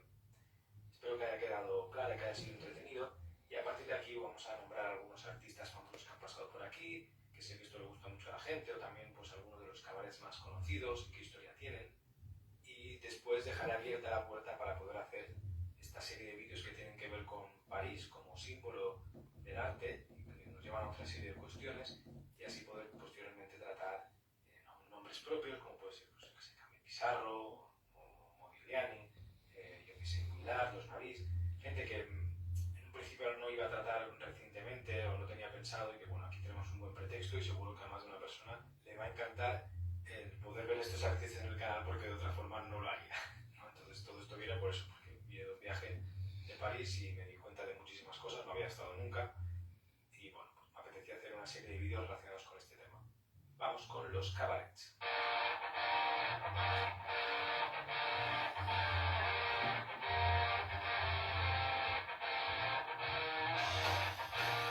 Antes de que me olvide, existen referencias a este barrio contemporáneas porque, claro, el mito de lo que es ese París bohemio, que en el fondo, si uno rasca, al final estamos hablando de un lugar que moralmente pues, sería bastante cuestionable, ¿no? Todo lo que pueda suceder ahí. Esto es algo que intenté retratar en el vídeo sobre Susan Baradón y Mauricio Utrillo, porque son partes que tienen que ver con la mitificación de la historia del arte, y que no se trata, ¿no?, el dolor que hay detrás, tanto de la madre con el hijo, el dolor del propio hijo de haber nacido en un lugar así, donde absolutamente todo el mundo es alcohólico perdido. Y no solo eso, sino que esa forma de vida está bien vista, está bien considerada, ¿no? Los problemas humanos que eso trae detrás, que al final esas cuestiones humanas para mí tienen que ver con la cultura, se tratan mucho en la literatura, se tratan mucho también en el arte, pero de una forma tan estética que a veces la obviamos, incluso la convertimos en signo o brújula vital de algo que esconde mucho dolor y que no se retrata. Entonces, bueno, ahí dejo abierta la cuestión también, porque hay cosas que bueno, no es para cuestionarlo moralmente, al final no tiene que ver con esto, sino por darle otra dimensión a la lectura que hacemos de este tipo de ambientes, de entornos, de mitos, de relatos. Total, que todo esto para decir que también aparece en Amelie el barrio, que es famoso por eso, y de hecho a día de hoy todavía se conservan ubicaciones de la película y la gente va a verlas, cómo eso se funde con ese París del siglo XIX y se transforma otra vez en lo mismo a través de una reinterpretación simbólica del lugar en una película más contemporánea, o también en otros musicales como Moulin Rouge, etc., ¿no? Y esto lo comento porque conozco a gente con la que estaba que quizá la referencia no era un cuadro de Van Gogh o un cartel de Toulouse-Lautrec, ¿no?, sino que a lo mejor en una escena de la película que la había visto con 8 años, con 9 años, y en un momento en el cual vea que el espacio pues, tiene una especie de síndrome de Stendhal. De modo que el símbolo o el simulacro de lo que es la ciudad o de aquello, a través de otras interpretaciones culturales, se mantiene totalmente reciclado y vivo hasta que se va desvirtuando, porque no olvidemos, lo que nace como un lugar contra el statu quo, un lugar desde donde poder ser libre o anarquista, entre comillas, ¿vale?, con el tiempo mantiene esa esencia que se le atribuye, pero con todo el escenario absolutamente cambiado. Uno va a vivir allí, no podría pagar una casa, uno quiere incluso habitar una noche de hotel para vivir aquello y tendría que pagar un pastizal. Los espacios de cafés, de lugares donde comer, que esta gente habitaba por el precio que había, por lo que se entregaba, por los ambientes, no existen, sino que se tratan de simulacro de Baudrillard, de siempre, que siempre llegamos al mismo punto. se hace una especie de estética de, se cobra 10 veces más, se imita aquello incluso y se mantiene como congelado en el tiempo, pero uno no puede vivir aquella experiencia ni siquiera llegar a imitar el mismo ambiente. Los pintores, los artistas que estén por allí ya no tienen nada que ver con gente que está en una especie de epicentro cultural, compartiendo ideas que son lo más nuevo, lo más revolucionario del momento, ese tipo de conexiones entre una poeta, un pintor, que son puramente contemporáneos, se transforma en la gente quiere ver monigotes, como si fuese Mickey Mouse disfrazado, pintando allí, entonces la gente que pinta es horrible, es espantoso, ¿no? Y se hacen como caricaturas, mierdecillas así de cuadros con colores fosforitos que imitan lo que se imita de lo que se imitaba y la gente los compra como una especie de souvenir, mientras recorren en manadas con un cartelito y un guía aquel espacio, ¿no? Imaginando y soñando que están viviendo lo mismo que esos grandes artistas y que por lo tanto ellos también pueden ser artistas por un día. Con lo que llegamos a una bonita conclusión, y es que los lugares donde los artistas van a nacer son secretos para el resto del mundo, son lugares ocultos, al margen, donde la realidad no existe todavía. Por eso yo siempre digo que este canal no es un espacio divulgativo y no es mi intención, es un espacio puramente artístico, aunque no sea considerado de tal manera por el resto de organismos, instituciones o lo que sea, que bueno, que de hoy todo vale. Total, esto no tiene nada que ver con el Molín de la Galette, que es el primer espacio mítico de estos que vamos a tocar. El Molín de la Galette, que sería como el molín de la Galette, que es galletita o pastelito, se trataba de un molino de viento que estaba ubicado en el corazón de Montmartre. Esto, como hemos visto, era normal porque habían 4 cabras, 4 molinos y 4 viñedos. Con el paso del tiempo, uno de esos molinos, en este caso el de la Galette, se acabó convirtiendo en una sala de variedades, en una sala de baile, un teatrillo, un lugar donde la gente iba a comer, a merendar, a beber, a pasar el día allí, que es lo que hemos comentado que empezó a suceder en un momento dado. Este área se hace famosa entre los públicos burgueses y los artistas que van llegando a la ciudad, y a finales del siglo XIX y inicios del XX más o menos, será frecuentado por Lautrec, Van Gogh, Picasso, Renoir, los impresionistas y toda esta serie de nombres populares que además hemos visto retratados en muchos sitios. Pero el molino, el original, es una construcción que servía para lo que servía desde el siglo XVII y no deja de ser una muestra también de la historia de la ciudad y de cómo acabó transformándose. Aunque había sido un lugar famoso desde su inauguración en el siglo XVII por ofrecer una torta y un vasito de leche y por ser un lugar de recreo, ¿no? Con unas buenas vistas y con un buen pan, con el tiempo, por lo que será famoso es en esa Belle Époque, París Bohemia que hemos visto y que veremos retratada, porque el espacio abierto, grande, permitía también a todos los artistas que iban de fiesta en fiesta, de un taller, a un café, a un cabaret, a no sé qué, pues acabar allí como un lugar de recreo y de inspiración, entre comillas, ¿no? También cuando estos grandes artistas abandonen el lugar o se vayan mudando a Montparnasse o vayan creciendo, se vayan muriendo, se vayan cansando de estar, esto como cualquier sitio de moda. Un sitio de moda no puede ser de moda siempre, sino que lo es durante un pequeño periodo. A partir de ahí se convertirá en un espacio mucho más decadente, habrán salas de cine, una oficina de la televisión francesa. En general se irá transformando el lugar, pero nunca volverá a ser lo que fue. Y de nuevo nos va a demostrar que aunque un lugar históricamente pueda sostenerse en el tiempo hasta la infinidad, únicamente está vivo mientras las personas que lo habitan le dan esa vida. Del Molín de la Galette recorreremos unas calles y pasaremos a otro lugar mítico, quizá no tan conocido, pero quizá más importante incluso. Es el Bateau Lavaux, que vendría a ser la traducción el barco lavadero. Se dice la leyenda, que el barco lavadero fue rebautizado por Pablo Picasso y sus coleguitas allá por el 1900 poco, a inicios del siglo XX, porque el lugar en realidad se llamaba antiguamente la Casa del Trampero. Este espacio en un principio se hizo conocido porque se convirtió en una especie de comuna, un edificio donde acababan llegando pues, los pintores de todo el mundo que iban a París a buscar ese lugar, ¿no? Tan mitificado ya por entonces, y los escritores. Entonces se juntaban personalidades de todos los ámbitos culturales en aquel espacio. Era the place to be, tenías que llegar ahí si querías formar parte y conocer a esa gente, porque no olvidemos que si lo viésemos desde una perspectiva contemporánea, a todos estos artistas y gente los consideraríamos unos lameculos, unos mamaculos esos otros que iban haciéndose famositos para remar cebolleta y poder hacer un poco, el decir, bueno, pues si yo estoy en contacto aquí con lo que está pasando, ¿no?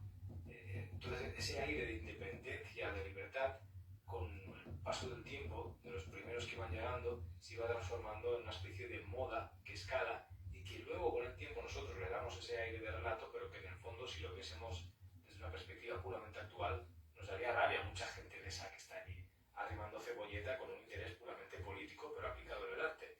Esto no es para desvirtuar nada, simplemente es para que se entienda también cómo realmente funcionan los ambientes artísticos en ocasiones. Y que no es nada ni bueno ni malo, o sea, el ser humano es social y estas cosas son así, siempre han sido así. Pues bien, el Bateau de la Bob simboliza esto, porque en ese edificio, que estaba situado en el número 13 de la calle Ravignan, antiguamente la calle de Emile Godot, se fue convirtiendo en ese espacio mítico poco a poco y de espacio de moda. El primer artista en llegar fue Maxime Maufra, hacia el año 1892, pero posteriormente llegó, por ejemplo, Paul Gauguin, famoso por poner de moda cualquier lugar que pisa él y con quien se relaciona, ¿no? Gauguin ya era un artista conocido en aquel momento, y a partir de 1900, entre 1900 y 1905, aquello era, vamos, París era una fiesta.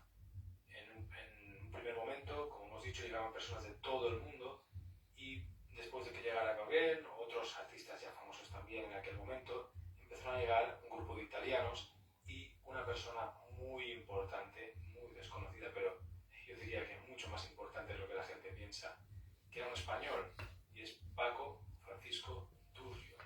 De este señor hemos hablado en el vídeo, si no me equivoco, si no recuerdo mal, pero he hecho muchos vídeos, sobre Matisse, en el cual se explica cómo Picasso llega a crear sus señoritas de Aviñón, y es a través de este marchante. Paco Durrio era una especie de coleccionista, traficante de piezas, escultor, era un ser muy de ese momento, ¿vale? Un ser de esa época, que no ha pasado a la historia del arte, pero que es el núcleo o el nexo de unión de muchos nombres importantes, en este caso con Picasso. Es él quien le va a pasar las esculturas africanas, es él quien le va a pasar a lo que llega Matisse, es el que hace intermediario en una especie de historia que no queda retratada de una forma fija, pero que a día de hoy ya ha sabido que al final es quien hace intermediario y le descubre de alguna manera lo que Picasso va a transformar posteriormente y que la historia del arte va a mitificar a través de las señoritas de Aviñón.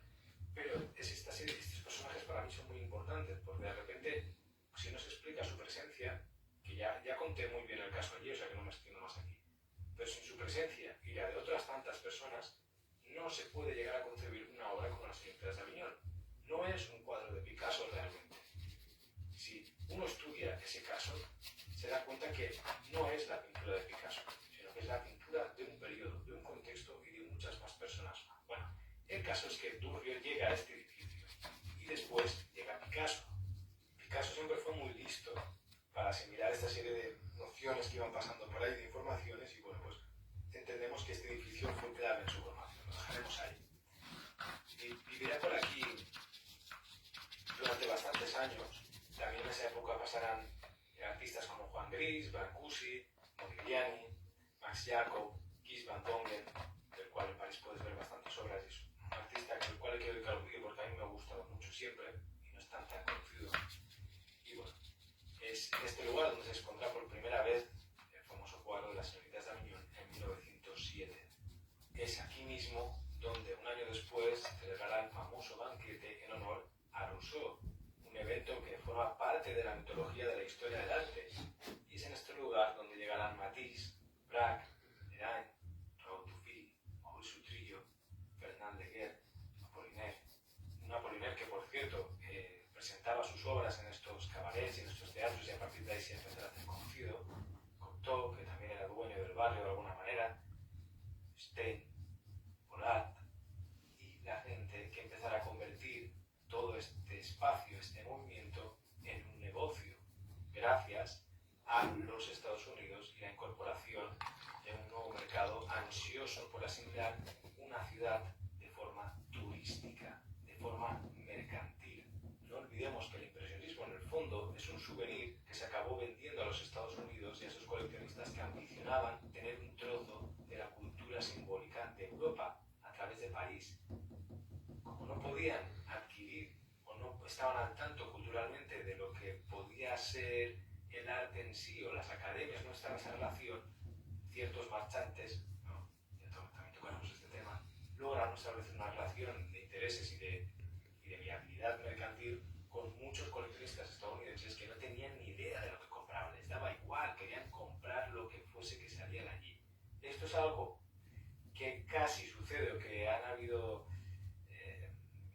intentos o conatos de que suceda desde el mercado asiático, desde China especialmente, con parte del mercado europeo y occidental o estadounidense a nivel más contemporáneo. Pero bueno, son temas más complejos.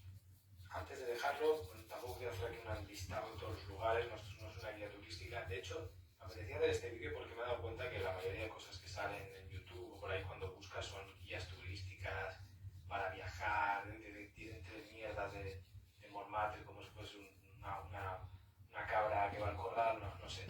Entonces espero que te esté gustando, pero estoy a punto de terminar. Vamos a hacer una mención especial a Le Chat Noir, el gato negro, que antes de estos lugares que he mencionado era también uno de los epicentros del barrio bohemio. No olvidemos que esto que hemos dicho hoy no es una especie de cronología, sino que retrata un ambiente, una sensación de un contexto, de un lugar, pero que hay cosas que están de moda unos años.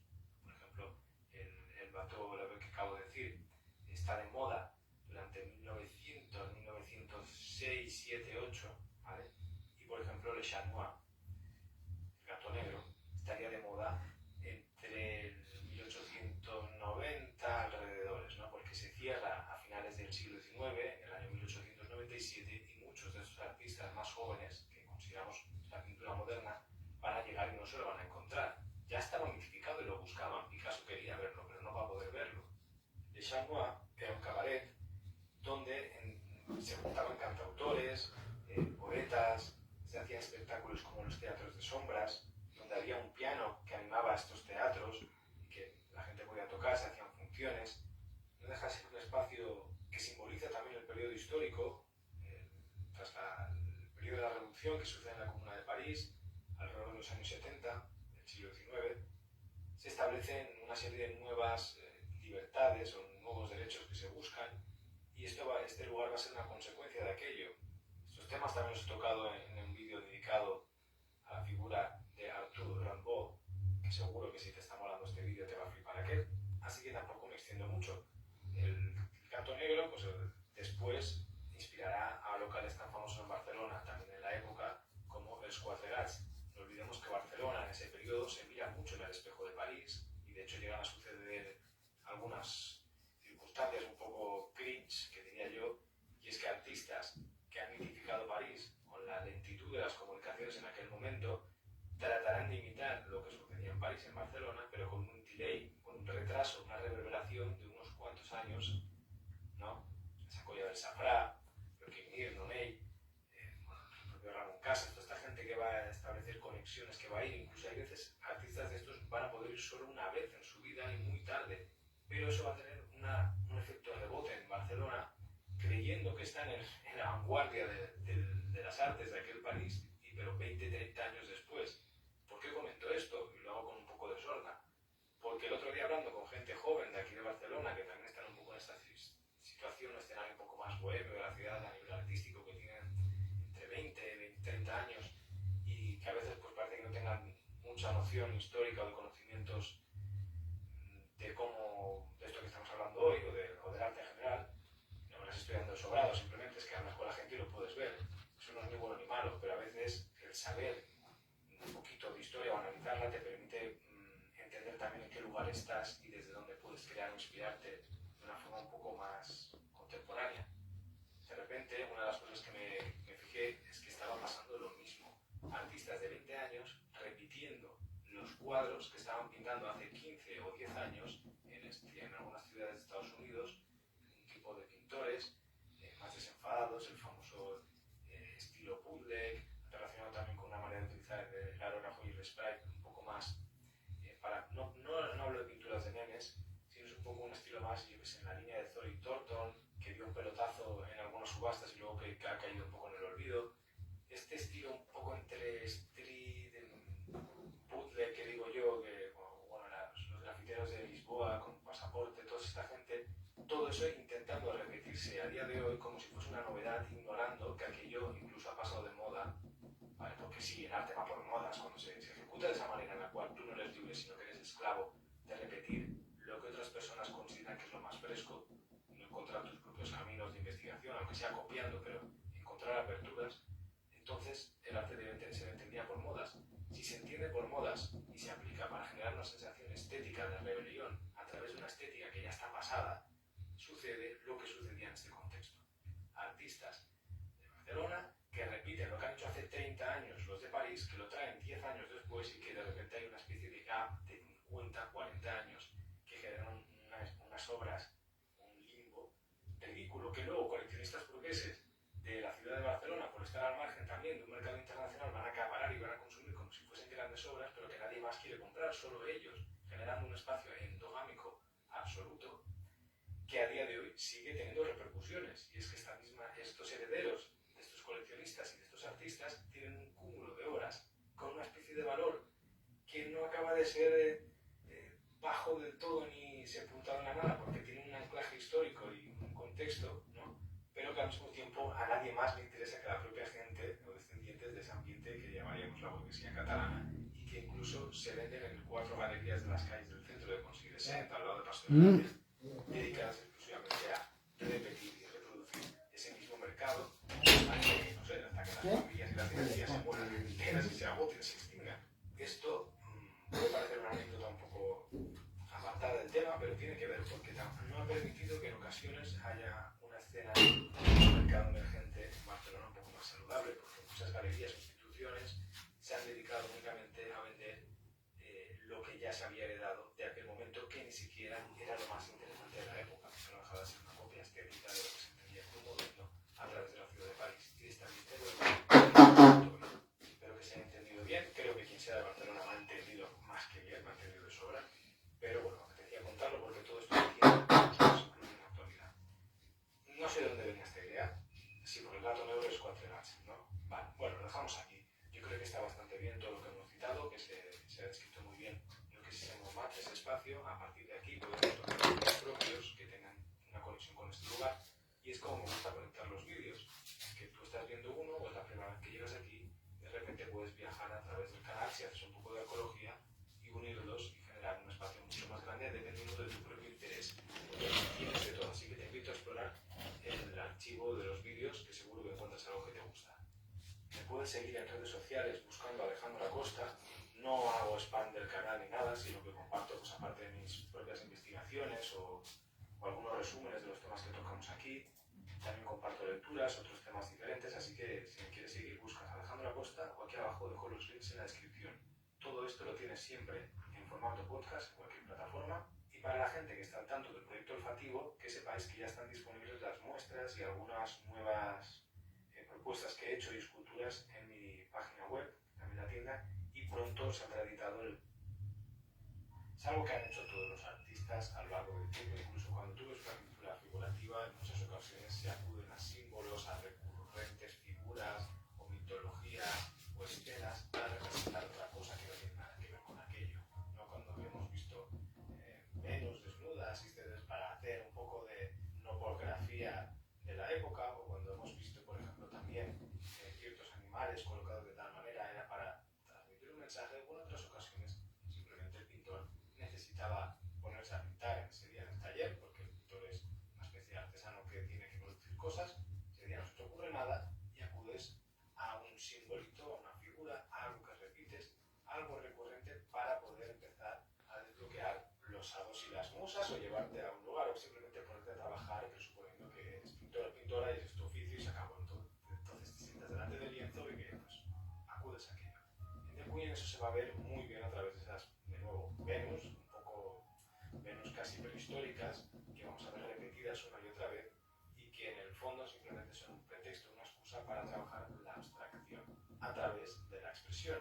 Esto, si le quisiéramos dar una dimensión mucho más profunda, más densa, podríamos tirar del hilo de cómo se ha recurrido siempre al papel de la mujer como musa inspiradora, como figura que representa a través del desnudo, incluso del propio deseo, de la escena no dominada por el hombre, que es el pintor, el artista que transforma esa imagen al gusto y semejanza de lo que sea o de lo que anhela.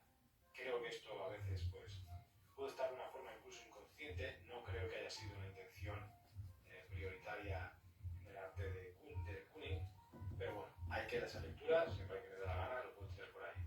También es interesante en la figura de Willem de Kooning ver la posición de esa forma de hacer arte, de ese contexto del expresionismo abstracto apadrinado por el gobierno norteamericano, utilizado como una herramienta política, en contraposición a su pareja, Elaine de Kooning, o bueno, su nombre de soltera, porque estos protestantes ya sabéis que tienen esta costumbre, Elaine Marie Fried, que también era una artista muy interesante y muy importante de la época, pero vemos las dos figuras, ¿no? Como la figura del hombre exitoso que cumple el sueño norteamericano, porque de Kooning también tiene eso, ahora veremos cómo viene de la especie de una aparente nada y acaba en una cumbre donde sus obras valen millones de millones, y la otra, que es la artista un poco al margen o a la sombra de, y que encima tiene que soportar, pues bueno, el cliché del expresionista abstracto, que es alcohólico, y alguien tiene que gestionar la vida y darle una seguridad emocional en casa y este tipo de sustentos que no hemos dejado de ver en todas las biografías de grandes artistas en general en el contexto norteamericano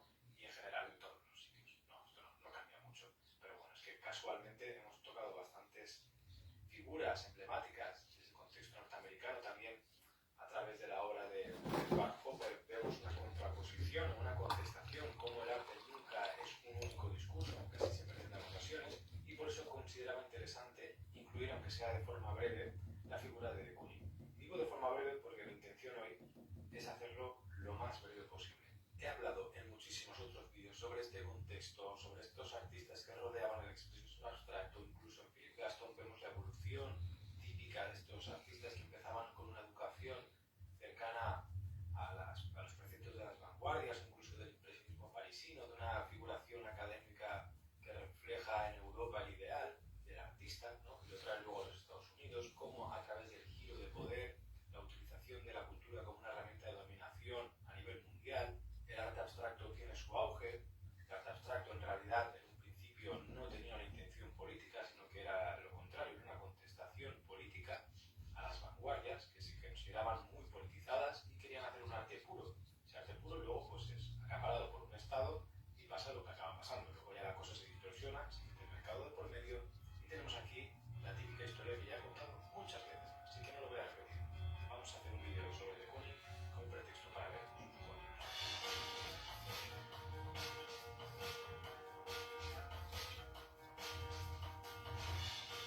Willem de Kooning fue un pintor neerlandés que nació en Rotterdam, pero que consolidó su carrera en los Estados Unidos. Sin ese lugar no tendría razón de ser su figura, y esto confirma y corrobora esa tonadilla que también repito en muchos vídeos de si naces en Mozambique, te quedas allí, por muy buen artista que seas, no te va a tener en consideración la historia del arte oficial o hegemónica, porque todo esto sucede a través de los sitios de poder, de los lugares económicamente fuertes que tienen una intención también geopolítica. Hay cierta posición geoestratégica en la cultura y en el encumbramiento de ciertos nombres. A de Kooning no solo lo recordamos por su influencia en el arte contemporáneo, por su obra, sino también por su valor en el mercado, especialmente en los últimos coletazos del siglo XX.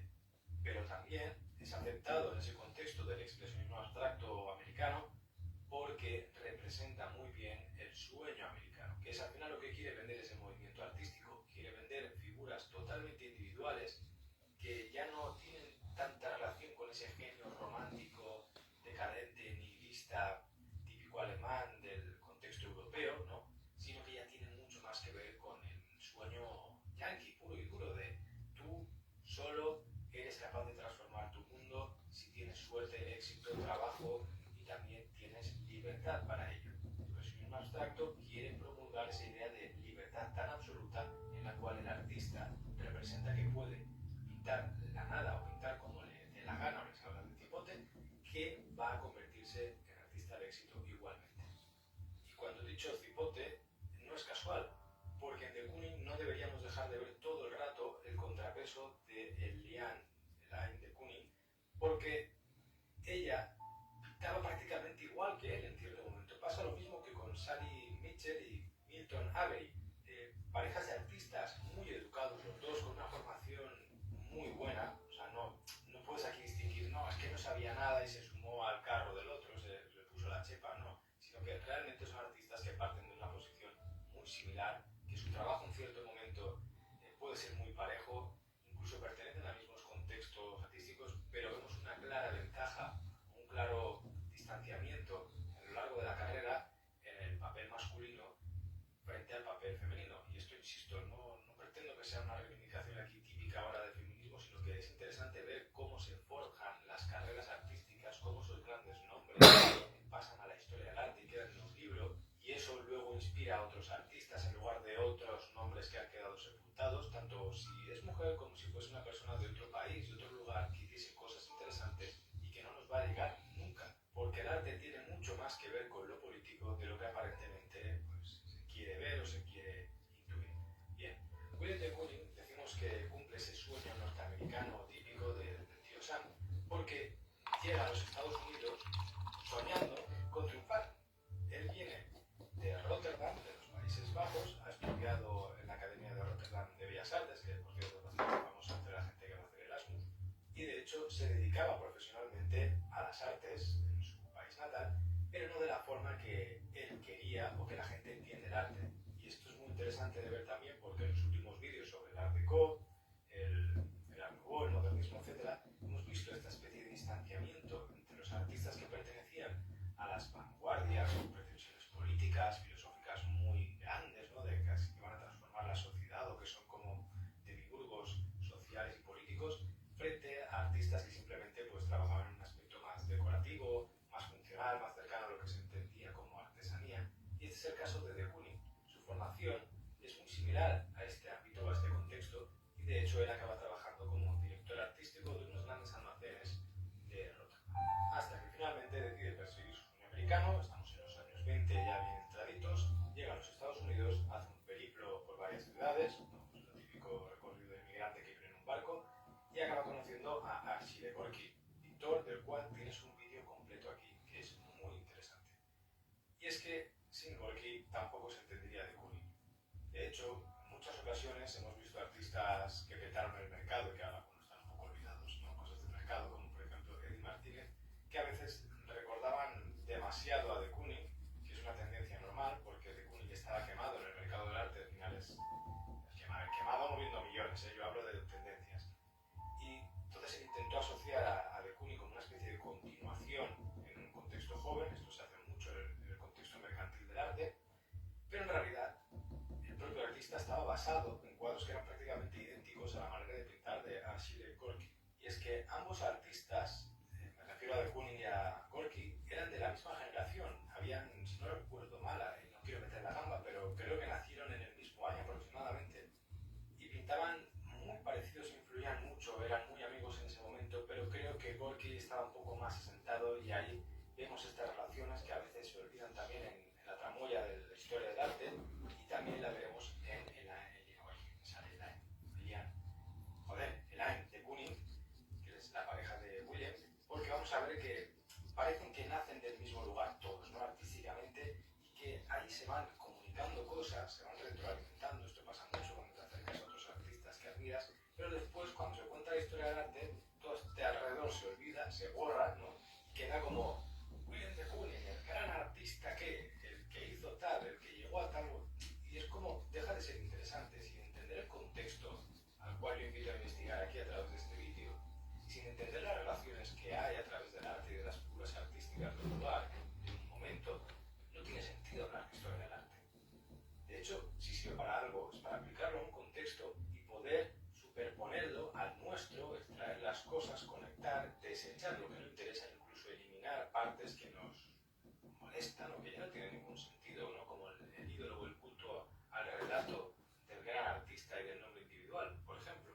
En esa época en la cual conoce a Gorky, de Kooning empieza a estudiar otra vez en la misma manera que está a la americana, que llamo yo, que es mucho pues, viendo lo que se hace en París hace 20 años. ¿No? Es un poco lo que también sucedía, esto lo hablaba en un podcast que no vais a ver aún, no existe todavía, pero yo lo acabo de grabar, que es sobre Tapies, y esto sucedía mucho, ¿no? Lo que había pasado en París llegaba luego 10, 20 años después con un rebufo y cambiado, transformado en otro registro, en otro lenguaje, en otros lugares del mundo. En Estados Unidos pasa muchísimo, ven París como un espejo en el cual mirarse y a través del cual educar artísticamente a toda esta generación de artistas. ¿Y quién había en ese París meneando la samba? Pues sí, Pablo Picasso, Miró, los surrealistas, en general todo este contexto de vanguardias que todos conocemos, pero sobre todo, si estamos hablando de Kooning, debemos tener a Picasso de fondo y a Miró.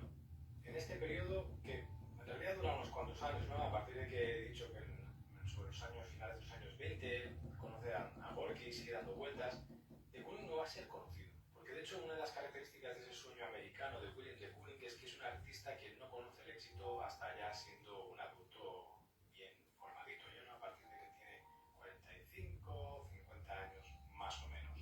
Durante este periodo va a hacer trabajitos por aquí y por allá, a través del gobierno consigue unos encargos, murales, ¿no? Con esta época del New Deal, y también empezará a pintar una serie de figuras, ¿no? Muy influenciadas de nuevo por Gorky. Por eso insisto en la relación con Arshile Gorky, porque yo siempre que he visto a de Kooning veo a Gorky detrás diciendo, ¿qué hace?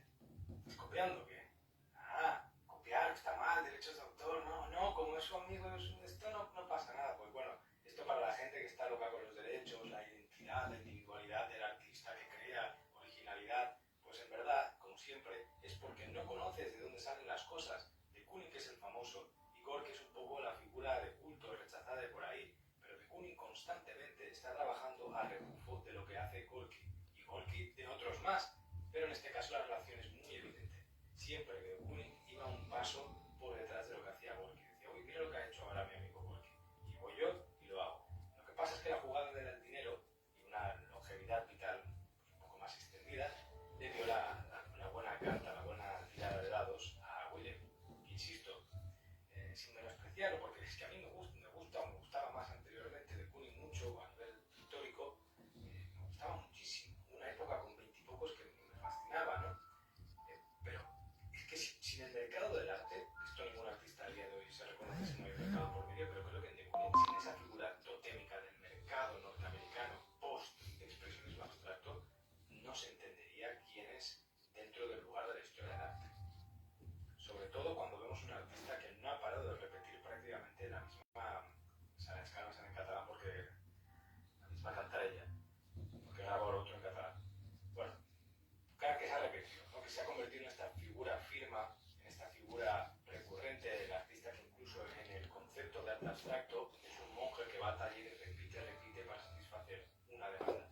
Es una figura de artista que yo no paro de criticar y que de hecho a través de este canal y de otros proyectos que voy haciendo que tienen que ver con el olfato, que no tienen que ver directamente con la pintura, trato de reivindicar un artista en la actualidad que no debe estar anclado, si quiere ser subversivo, a la producción de mercancías para llenar al cochinito, sino que el artista tiene la obligación de encontrar resquicios, grietas y huecos por donde salirse con la suya, donde menear el intelecto o al menos fingir que puede hacerlo.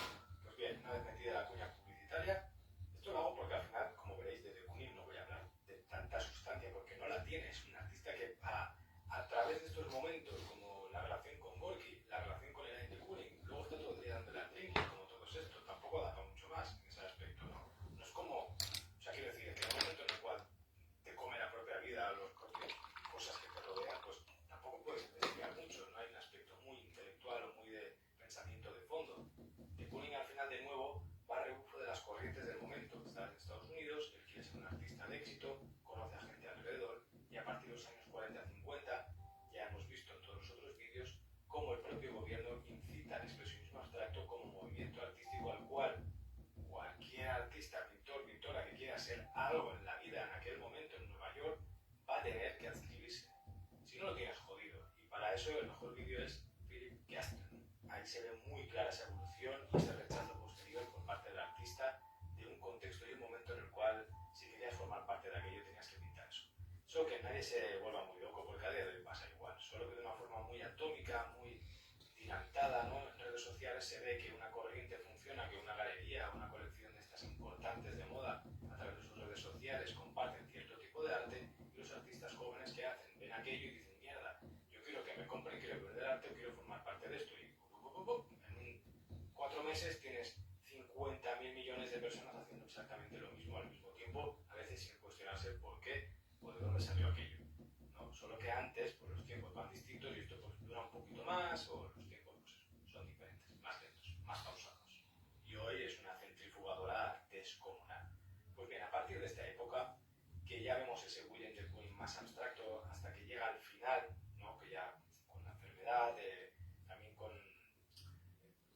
una carrera muy dilatada, muy grande, empieza ya a hacer unas abstracciones un poco más sencillas, que también serán muy criticadas, que no estarán tan valoradas por parte del mercado, porque a de Kooning siempre lo van a querer por esta especie de Venus prehistórica repetida hasta la náusea con 50.000 variaciones, que por cierto, si vamos a decir de la famosa anécdota, no se pintaban en 5 minutos, ¿no?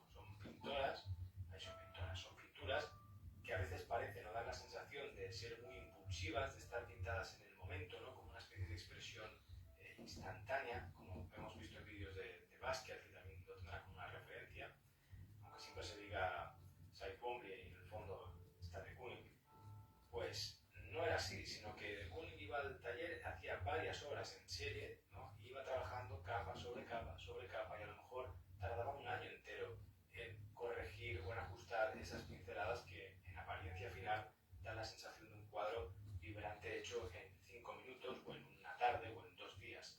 Y no es así. Por eso también esa cualidad matérica de capas que están secas y se van sobreponiendo una sobre otra y que imagino que son una pesadilla para cualquier persona que se dedique a la conservación y a la restauración, porque bueno, estos artistas ya sabemos que no se preocupaban mucho de esos aspectos químicos. Y esto tampoco es que nadie se preocupe, yo porque estoy con la química y me rollo de las moléculas y los perfumes y hice un trabajo sobre pigmentos y es una cosa que siempre me ha interesado a nivel como parte del oficio, que siempre he considerado, esto por ejemplo Marroco sí que lo tenga un poco más presente, que tu oficio, aunque hagas la cosa más plana y lisa, ¿no? Que hagas un cuadrado blanco como Malevich, debes conocer las cualidades de la materia con la cual trabajas, ¿no? Pues esa es la gracia de contrarrestar o hacer un contrapeso con la figura del oficio del artista, de la cual se hereda es la propia figura del pintor, con la del intelectual, el pensador, el político, el filósofo, etcétera, etcétera, que es la que nos ha dado la oportunidad del siglo XX. Entonces, cuanto mayor número de herramientas, mayor poder a nivel artístico, aunque no hagas ni siquiera pinturas, ¿no? Pero conocer esa parte del oficio creo que sí que es una responsabilidad de quien lo ejerce.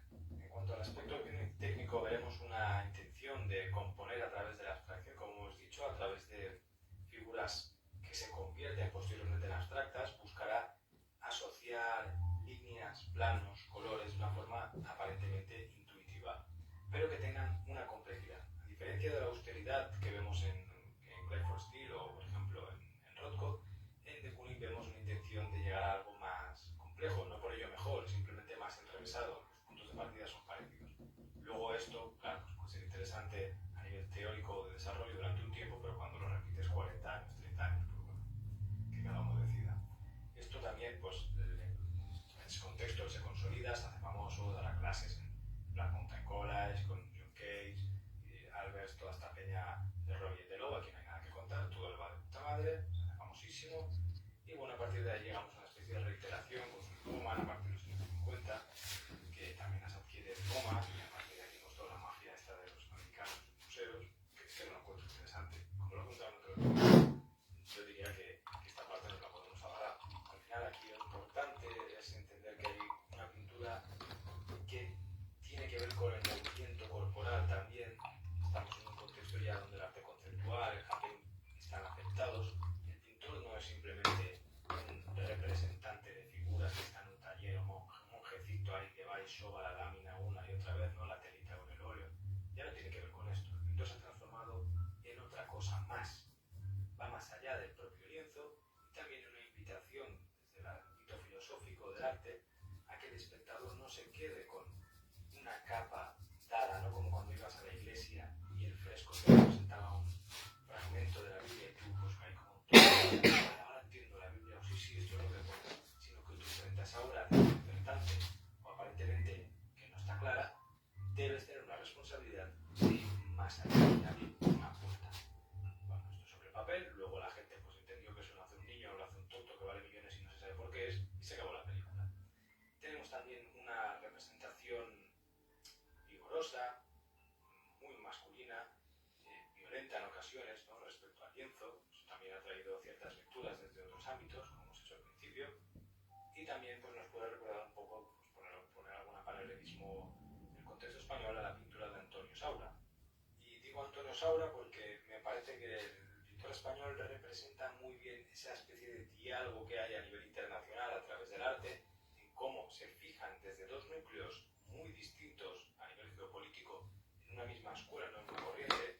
En época que estamos hablando de Kuning, más o menos alrededor de los 50, Saura es un refrito, bastante refrito de lo que ha hecho Miró, de lo que han hecho los surrealistas, y en general está en esa corriente.